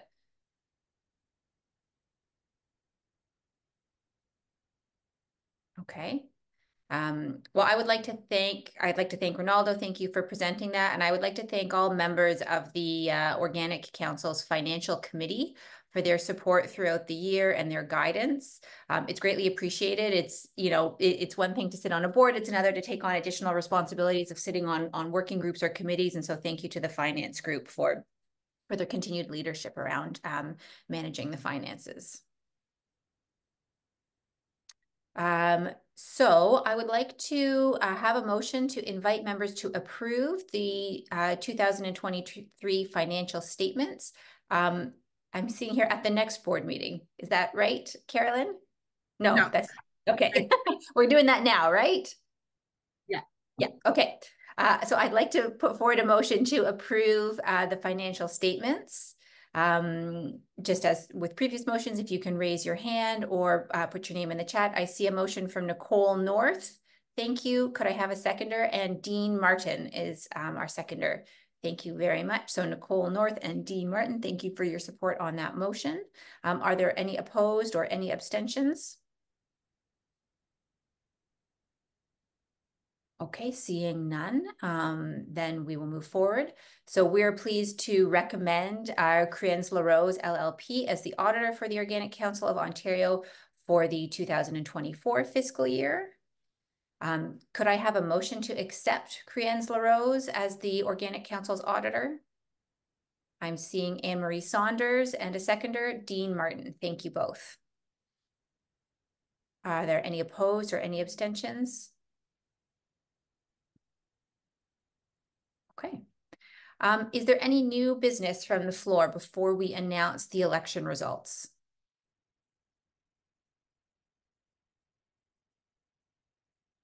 Okay, great. Then I'm going to move on to the election results here. So as was discussed earlier, we have 6 open board seats across 5 different categories: the producer, the certified organic value chain, the uncertified value chain, supporter, and director at large. And I am pleased to confirm that the elected producer directors this year are Anne-Marie Saunders and Ian Anderson. So welcome back, Anne-Marie, and welcome, Ian. The elected value chain certified director this year is Shanali. Shanali, I'm also not going to tackle your last name, but I look forward to you giving us an overview so that we get that correctly. The elected value chain uncertified director this year is Nicole North. Welcome back, Nicole. The elected supporter director this year is Dr. Jessica DuPont, who I know is not able to join us today. And the elected director at large this year is Tiffany Lauren. So welcome to our new board members. Really great to have you joining us. Lots of work to be done. So excited to roll up our sleeves together. Thank you to all those who participated in the election. Thank you to everyone for voting and respecting that process and helping to continue to have wonderful representatives from the community on our board. And a big thank you to our outgoing board members. I've had the fortune of working with these folks over the past couple of years who are leaving us at their end of their term. And it's been a wonderful pleasure to have you as part of the Organic Council and to leverage your knowledge and your expertise. Thank you for all your contributions.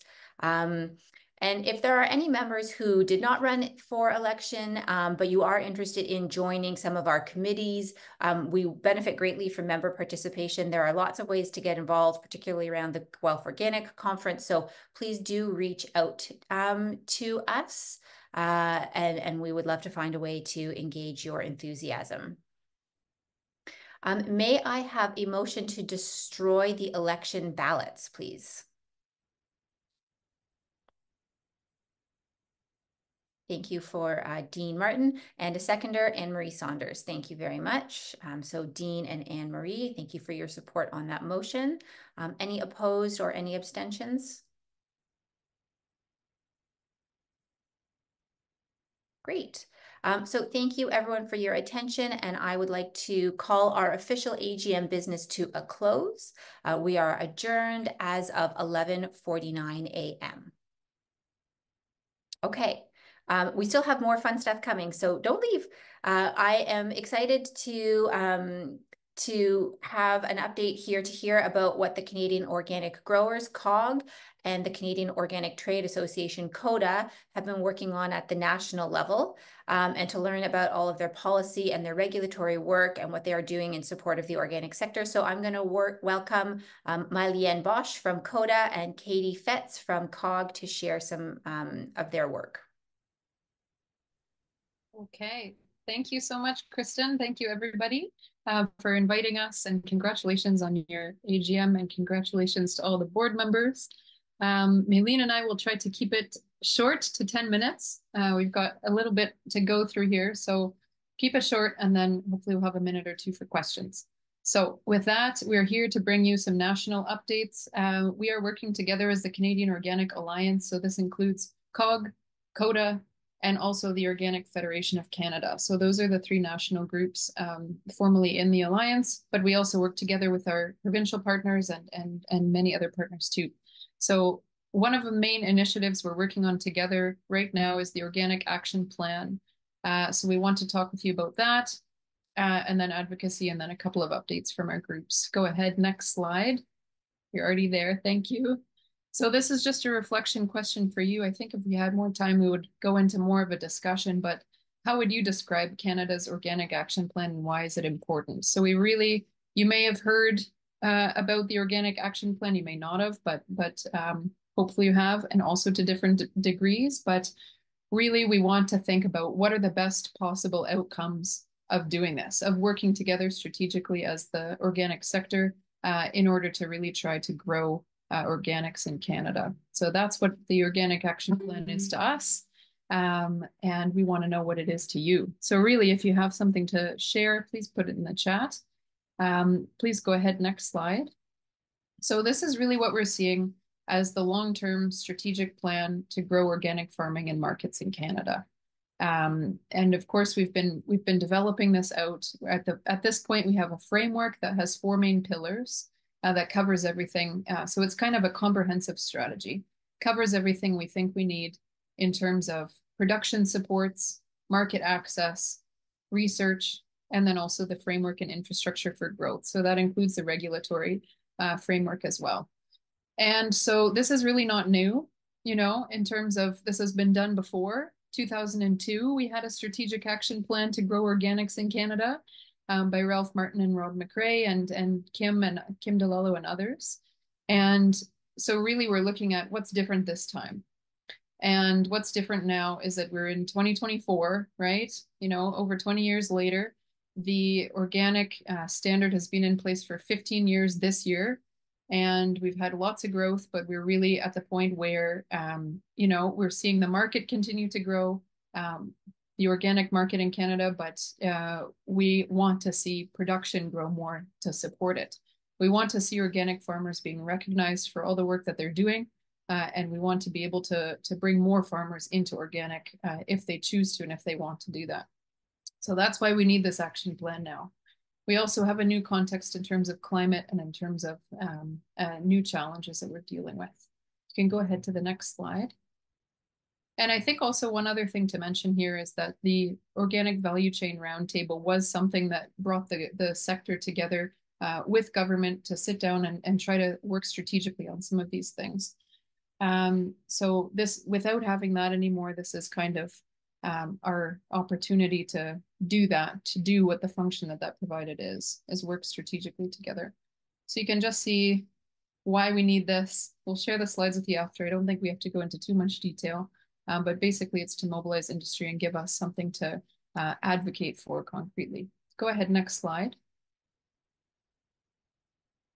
So what did we do last year? We started working together to develop this framework. We've launched a public consultation last August. We've been just having some initial advocacy meetings with policymakers, also with Agriculture Canada senior staff, with environment and climate change, also health, because this is really, you know, organic touches almost everything, right? So this is not just an issue for Agriculture Canada, but this is an issue that we want to be having organic recognized in federal policy across the board. So now that we're coming into 2024, we are aiming to take this framework that we've developed and really detail it out. So by the end of this year, what we're hoping to have is to be able to launch an organic action plan, really concrete document. And so what we really need to do from now, you know, to get to that point is to have lots and lots of consultation with the sector. And we would love to include all of you in that. And so you should be hearing from us, and we'd love to sit down and talk about that question. You know, what is the biggest challenge for growing the organic sector? What do you struggle with, and what could support you, like Carolyn's saying? Beyond 2024, we're looking at, you know, incorporating this into federal policy. So one of the big opportunities we're seeing, as you can see, there is the next Sustainable Canadian Agricultural Policy, so the next SCAP. This is really where any new programs that need to be introduced can be. And so we're looking at starting to have early consultations on that. We'll also hope to develop and submit a budget proposal for next year's budget during this year. Can go ahead to the next slide. Thank you. So 2024, we're also continuing advocacy on short-term priorities when it comes to the Organic Action Plan. So what's part of that? We really understand that we're going into an election soon, and so this is what a lot of policymakers are looking at, you know, and so we're trying to respond to that context. Inflation and affordability is also top of mind, and we have to be able to say, you know, how can we support organics when you know, Canadian consumers are just struggling financially in terms of basic costs. And really what we want to say is that organic food, healthy food should be available and accessible to everybody. We also have the context of organic support in other countries, and we want to see the same here in Canada. So that includes the US, the EU, lots of other examples of that. So one thing we're working on this year is the Sustainable Agriculture Strategy. COG sits on the SAS Advisory Committee to make sure organic is recognized in there.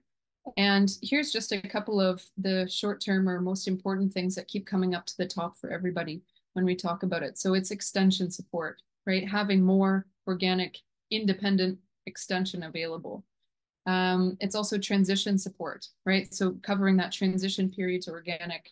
Certification cost share. This is one thing that can support transitioning farmers and also already existing organic farmers, right, as a risk management tool. And then some of the updates to BRM programs to better serve organic producers. Also, in the short term, trying to see what we can do with the On-Farm Climate Action Fund program to better support organic farmers who are early adopters in a lot of cases and struggle to access those kinds of programs. Also, we want to see market development support so that as we're growing production, the market has to be there, right? And so these are some of the short-term things that we're focusing on right now. And if they're of interest to you, we'd also love to have your collaboration in that. You can go to the next slide. Thank you. And this is just to say briefly, one of the research initiatives that we are working on is the Organic Task Force. So this is being organized by COG with collaboration from COTA, and then also lots of researchers and farmers across the country to try to base what we're asking for in terms of organics on data and research. So we're looking at what are the environmental and economic impacts of organic production in Canada. Of course, we know this is an extremely diverse sector, so it's hard to answer some of those kinds of questions, but we're just trying to put a little bit more detail and numbers behind it. We also have your new board member, Shanali, working with us, and she's really the data person. So, you know, this is what we're trying to do, is come with this case of what can the organic sector do to help Canada meet its goals, right, which are aligned in terms of emissions reduction, sustainability, and all the rest, and coming out with costed recommendations. So at this point, I'll pass it over to My-Lien, and you can take a few minutes to walk us through the market research and what's next. Great, thank you. So I'll be quick on here. The Market Development Task Force. So this is, as Katie mentioned, really there's two priorities that we're looking at. You know, you have to increase production, but we also have to make sure that there's a market that's going to be able to absorb a lot of those organic products. And I think one of the things that we're missing is just more information about it. Are there certain hotspots where there might be some more information that we might have? Working more with retailers. So what are we doing? What is the data around that as well? That will help inform how we actually work with the market. And that has not yet been launched. It will be very shortly. And so you'll hear more about that later. Next slide, please. So here I'll focus on advocacy because this is a big piece of what we're doing. So there's a lot of things that we can do on the Organic Action Plan, that being the long-term strategy for the sector, that we can take responsibility for. But we know that we are very much limited by how we can work with government as well to make sure that we can get the most out of, you know, all the benefits of organic. And so our strategy right now is to keep organic top of mind moving into the next election cycle. So we want to make sure that, you know, in all conversations around policy, around food, around agriculture, that organic stays part of that conversation. So again, what we know is it's nonpartisan, it's cross-party. So we're actually talking to all parties. And we don't know who's going to be in charge next time, but the reality is this has always been the case for organic. It is nonpartisan. In the past, organic has been part of the election platform, and we hope to make that so again.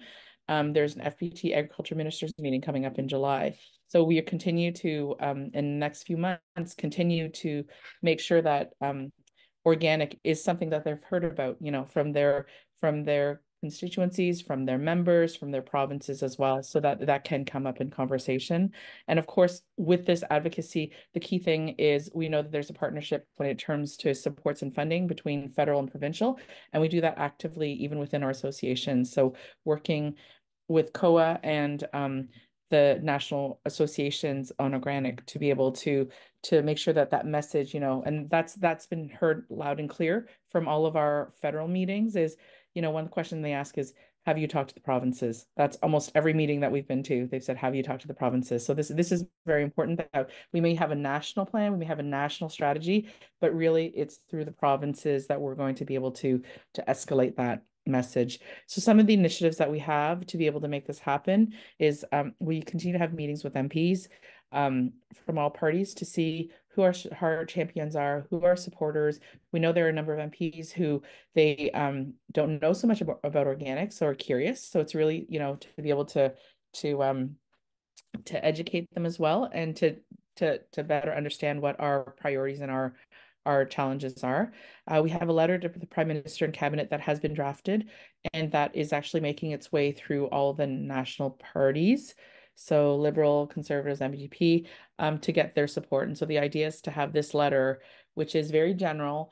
It's actually, and the reason why we brought it to Cabinet is one thing that we've noticed is with organic, when we're just siloed into, only benefits in agriculture, there are many benefits that I think are lost. And so this letter is going to key cabinet ministers like health, environment, emergency management, public procurement. All of those things they have a role to play basically in the organic action plan.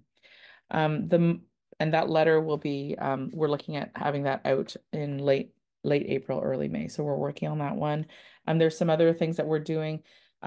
There's a motion that was just put forth in Parliament actually early this week. And I'll just show it in a minute, just to recognize and incorporate organic in the SAS. So that's a key part. As Katie mentioned, that's the framework for government as they look at the next, till 2050, how they're going to look at sustainable agriculture. And we want to make sure that organic is part of that. There's an e-petition. Many of you have probably heard about it. It's open until May 2nd.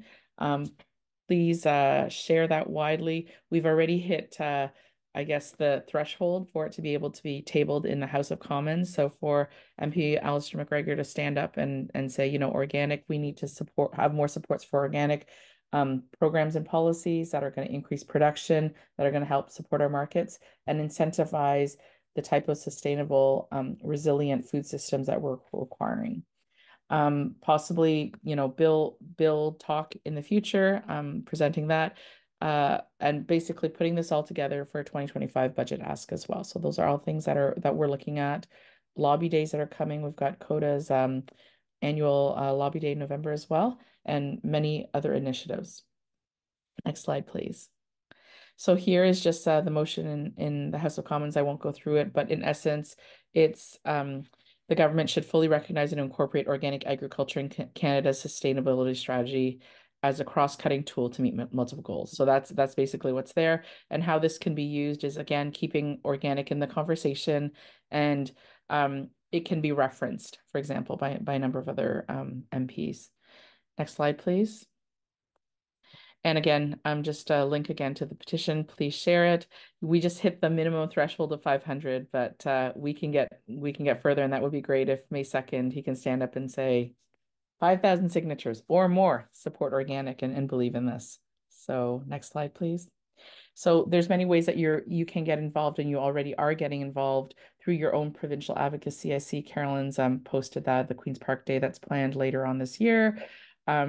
Anytime that you have a chance to talk with your MPP, your MP in your own ridings, in your own, that would be really great, so that they even, another comment that we've heard in some of our meetings is, I'm just trying to think how many of my my constituents have called me to talk about organic. So we want to make sure that they do get called about that. And so that when that issue comes up, they can see it as something that they can support. And that is an important thing, especially moving into an election year. So again, share your thoughts. There will be many opportunities to, put your own opinions in about, what you think is going to be involved in this. So please reach out to us. And finally, just we'll end on some national updates really quickly. So Organic Science Cluster, we just put this up here. I'm presenting on behalf of Nicole Boudreau. And basically, these are kind of the key focuses that they have, that there's still a negotiation around this. The Organic Standards Review is in full swing. Even though the funding announcement was only happening in February 28th, they have had many, many meetings, and a lot of work has already been done on this. You can see more about it on the OFC. They have a dedicated page to people who are interested in this, on the standards. They had their first Canadian General Standards Board Technical Committee meeting on this on Monday, actually. So it's a lot of work has been happening in the background. And in order to get there, they've got many task force members, working group. Many of you are probably part of it, or have put input into it. They've had 61 two-hour meetings since November 2023, 1,458 hours with 120 members. So this is a phenomenal amount of work that's been put forward by the sector, actually. And there will be a public consultation in spring of next year on the revised proposal that they have for the Canadian Organic Standards. So stay tuned for that. Next slide, please. And in terms of COTA updates, we're wrap up, everybody. So we have one more guest speaker, and I'd like to give them the time to Okay, finish. sure. I'm sorry. Okay, thank you. Thanks, everyone. Please reach out if you'd like to get in touch. And just to highlight, there were a couple of links put in the chat there as that presentation was going on. So please do follow the chat if you'd like to sign the petition or you're looking for more kind of updates on that work. Thank you both. So I would like to call the team from Andriani Pasta to join us now. Andriani is an innovator in the gluten-free and non-GMO, GMO-free pasta that is expanding their production to Canada and will be based in London, Ontario. So we are excited to welcome them to Canada and to learn more about their operations. And so I will now turn it over to them. Thank you very much. It's a pleasure to be here. Thank you for the invite. Just a small amendment on the person from Andriani present today.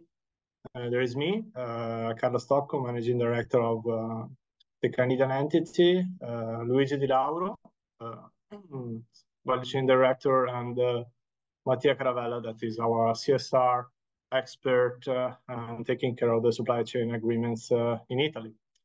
So we prepare a small presentation. We try to keep it very brief and to the point. So we can go to the next slide. Just a few words about Andriani. We are the worldwide leader in the gluten and allergy-free pasta. We have the biggest facility at the moment in Italy. We are a purpose-driven company. Our purpose is to improve the health and well-being of people, society, and planet through food innovation. And we are considered one of the most innovative company on health food sector.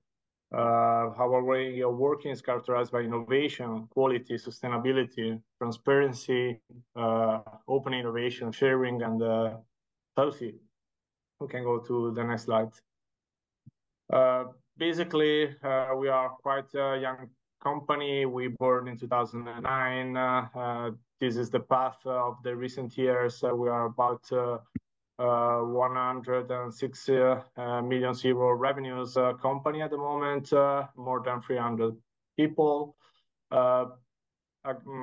We co-manufacture for key industrial brands and retailers worldwide. We sell our own brand, Felicia, that is organic. That is our way of promote organic movement and also innovation in the pasta sector. We are a benefit corporation, B Corp certified. We manage a lot of complexity, more than 1,000 items, 720 brands. We are managing 60 raw materials. We are able to produce more than 90 recipes. We have a vertical integrated supply chain, thanks also to our own mill, currently in Italy. And we're already doing about 20% of export in North America. And this is one of the main reasons that convinced us to make a step to North America. And we selected Canada as our new house for the production. We can go to the next slide. Here, I'll let my colleague Luigi Dilaurio comment a little bit more in details our supply chain. Yeah, good morning all. Nice to meet you. So basically, as Carlo said, we are a company that we produce pasta from directly from the raw material. We manage different raw material, and then in the end, we will see also we start more with corn and brown rice, but we manage also everything that has natural gluten-free pasta. Mainly, we have the yellow corn and also white corn, which have some specification which are GMO-free, gluten-free, and also free and allergen-free. We should start, as Carlo said, production in 2025. So we are setting all the supply chain starting from directly from Canada. Also because we already import from Canada red lentils and chickpea. So it might be interesting already to with someone over there. In the end, we are starting to produce in Canada Felicia, which everything is organic. So we are interested to set up a value chain for the organic pasta. You can go ahead, Carlo. So like Carlo said, we have the biggest supply chain in legumes in 7,000 hectares this year, should be the biggest in Europe. We already created some value chain directly in Ethiopia for the teff, also starting in India directly for the brown rice. We have our own meals, and what for us is important is the partnership that we have with farmer, because we start all the raw material from the beginning till the end. The KICA certification, we are B Corp and FES, and then we have all the natural that usually we get for our customer. Okay, I think if there is also Mattia. Yes. Mattia can explain this one. Can you hear me? Yeah. Thank you. Okay, good morning again. I'm Mattia, and thank you for allowing me to join the conversation. This is a quick overview of what Andriani ordinarily does with our over 300 farmers for a total cover land of 8,000 hectares of surface, in order to promote sustainable practices and digital farming practices directly with the farmers. Andriani makes use of this digital farming tool called Andriani Farm, developed by X-Farm Technology, which is our tech partner. So the app, because this is an app for a smartphone, allows you to manage agricultural data by drawing or importing data about your fields and crops, and register your fields operations into your digital field book. So also, farmers are connected to and informed by nearby weather stations and sensors about weather conditions like rain or the temperature, or the state of pests and disease, and soil and crop conditions. So this is everything in order to promote also precision and let's say clever agriculture, which goes to the benefit of the decision-making process of the farmer, which, as you can see in the picture here, is at the center of a complex data ecosystem. And thanks to the app, we also deliver some sustainability KPIs to track and monitor and reduce our impact from the use of production inputs, or like pesticides or fertilizers, and also depending on the weather conditions, etc. We are managing and keeping track of everything that happens in the field. Another frontier of the partnership between Andriani and X-Farm is the start of 3 demo farms, which are pivoting regenerative agriculture in southern Italy. We have at the moment some 100 hectares led with regenerative practices. Just to clarify, there are to minimize soil disturbance, to maximize biodiversity, and manage sustainably all the inputs of the production. So we are confident to deliver a protocol about regenerative agriculture in 3 years, as soon as we manage and deliver some tests and comparison between regenerative and traditional practices. Also, another frontier, the last one, will be to also approach rice and corn supply chain, because at the moment we are piloting this tool also only, in the legume supply chain. So we are speaking about chickpeas, green peas, and lentils. Thank you. I will move to the next slide.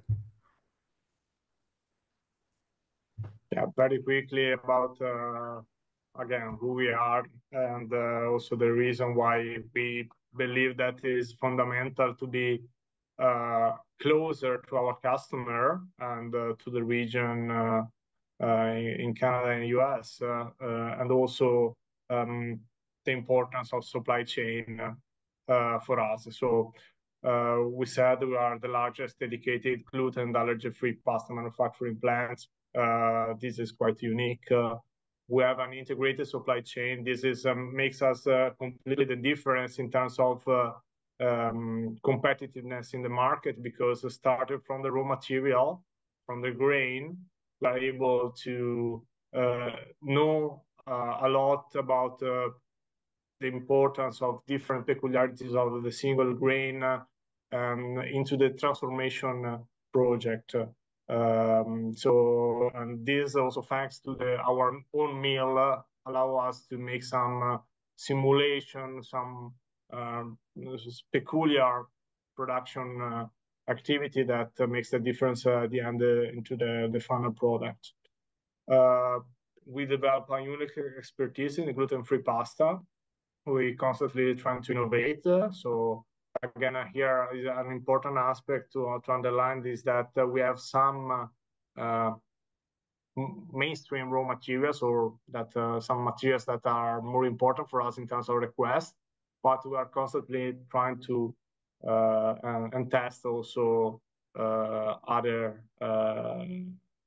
raw materials, especially looking at local specialities like the TEF, for example.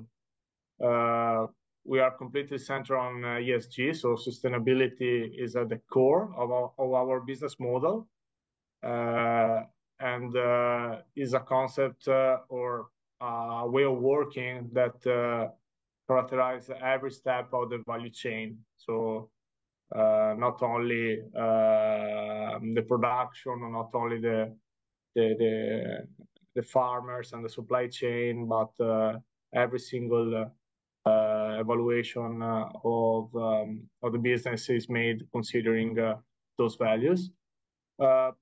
We are a one-stop shop for healthy pasta supply, so we are able to do everything regards gluten-free and healthy pasta. And we are trying to maintain our service level that is recognized to be very high, considering the complexity that we are managing. And in order to maintain this promise, we are also investing in Canada. So we can go to the next slide.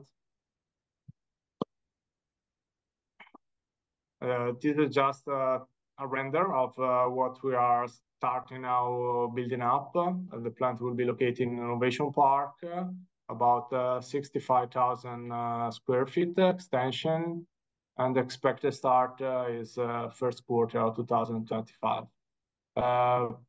One difference compared to the Italian plant is that we are not installing at the moment a mill. And so this is something that we need to figure out. Next slide, please. So in terms of objectives, I'll let Luigi present this part.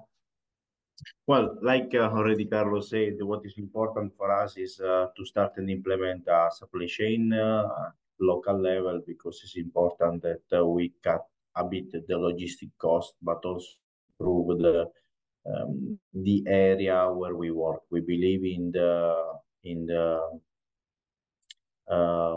development of the local business.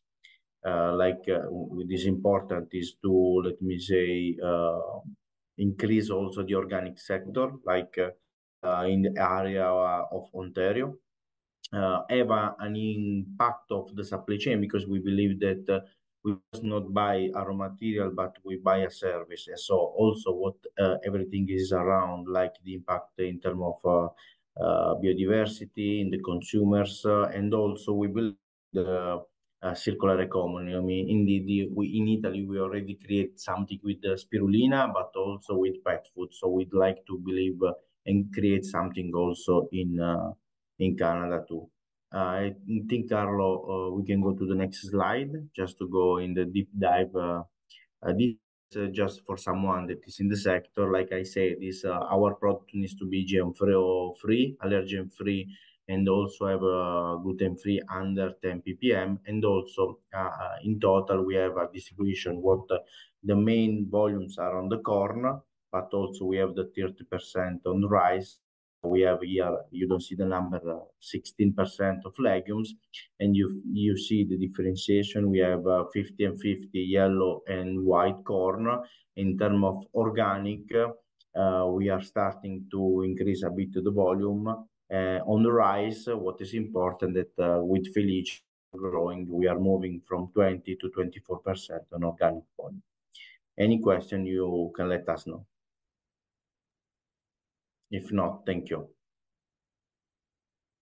Thank you. Thank you for sharing all that. Just on this slide here, you're talking about your different raw materials. So, specifically, what are you hoping to be able to source from Ontario, or is there a plan in terms of goals on Ontario sourcing?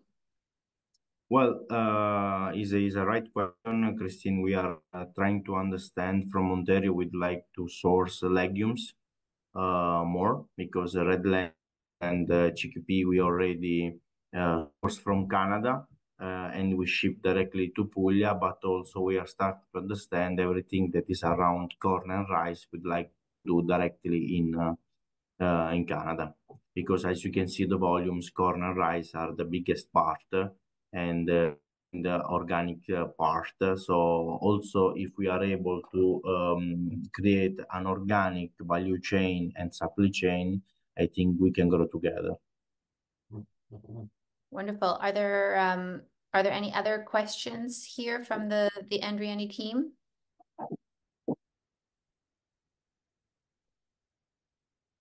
I see a question from Caroline.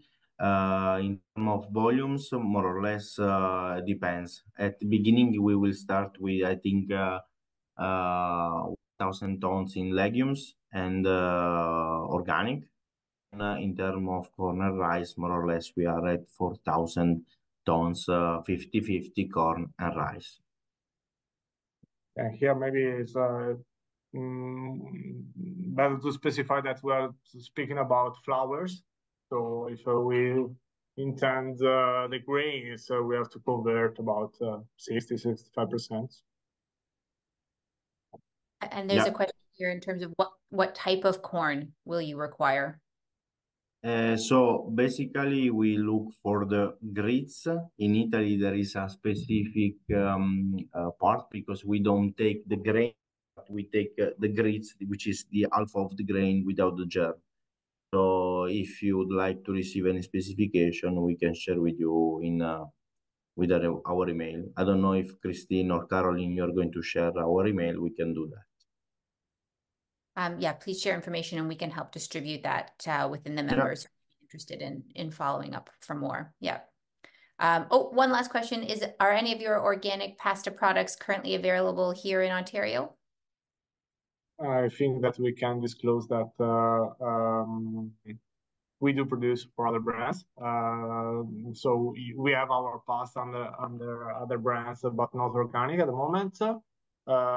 We are launching, we presented Felice for North America recently at the last Expo West show.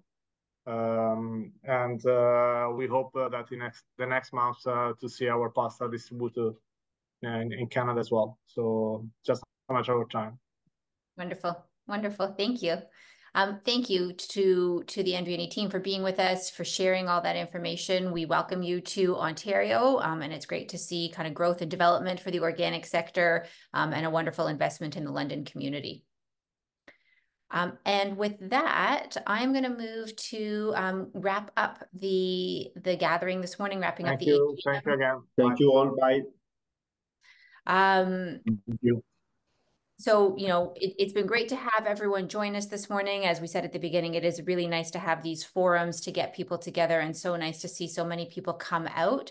I would encourage folks to become supporting members, join our committees. If you are interested in getting involved, there are ways to get involved. So please do reach out, and we'd love to understand, what you're interested in, what your skill set is, and find ways to create more collaboration between the Organic Council and our membership base. And then just before we close, I did want to say an extra thank you to those board members who are leaving us. Ben Cullen, who I know is not on the call today, but who has been on the board and has been our president over the past 2 years and has put in a lot of love and passion and hours for the Organic Council. So thank you to Ben. Thank you to Dave Lockman, who has provided such great insight and knowledge as a wonderful resource on the standards and helped to really guide the OCO group as we do our work. So thank you to Dave, and thank you to Amanda as well. I think I'm sort of trying to shoehorn Amanda into maybe joining a committee or two, so I'm saying goodbye, but maybe like only sort of. But thank you to Amanda for all your contributions as well. Being on the board, it is a volunteer position, and these folks, they do dedicate a lot of time and a lot of their energy to progressing the Organic Council's goals. So we thank you for all that you've put in your time on the board. And with that, I will say thank you to all of our attendees and let you get on to your lunch. But thank you very much for joining us. Thank you to the OCO staff for all your work to organize today and to pull everything together. And have a great rest of your Thursday.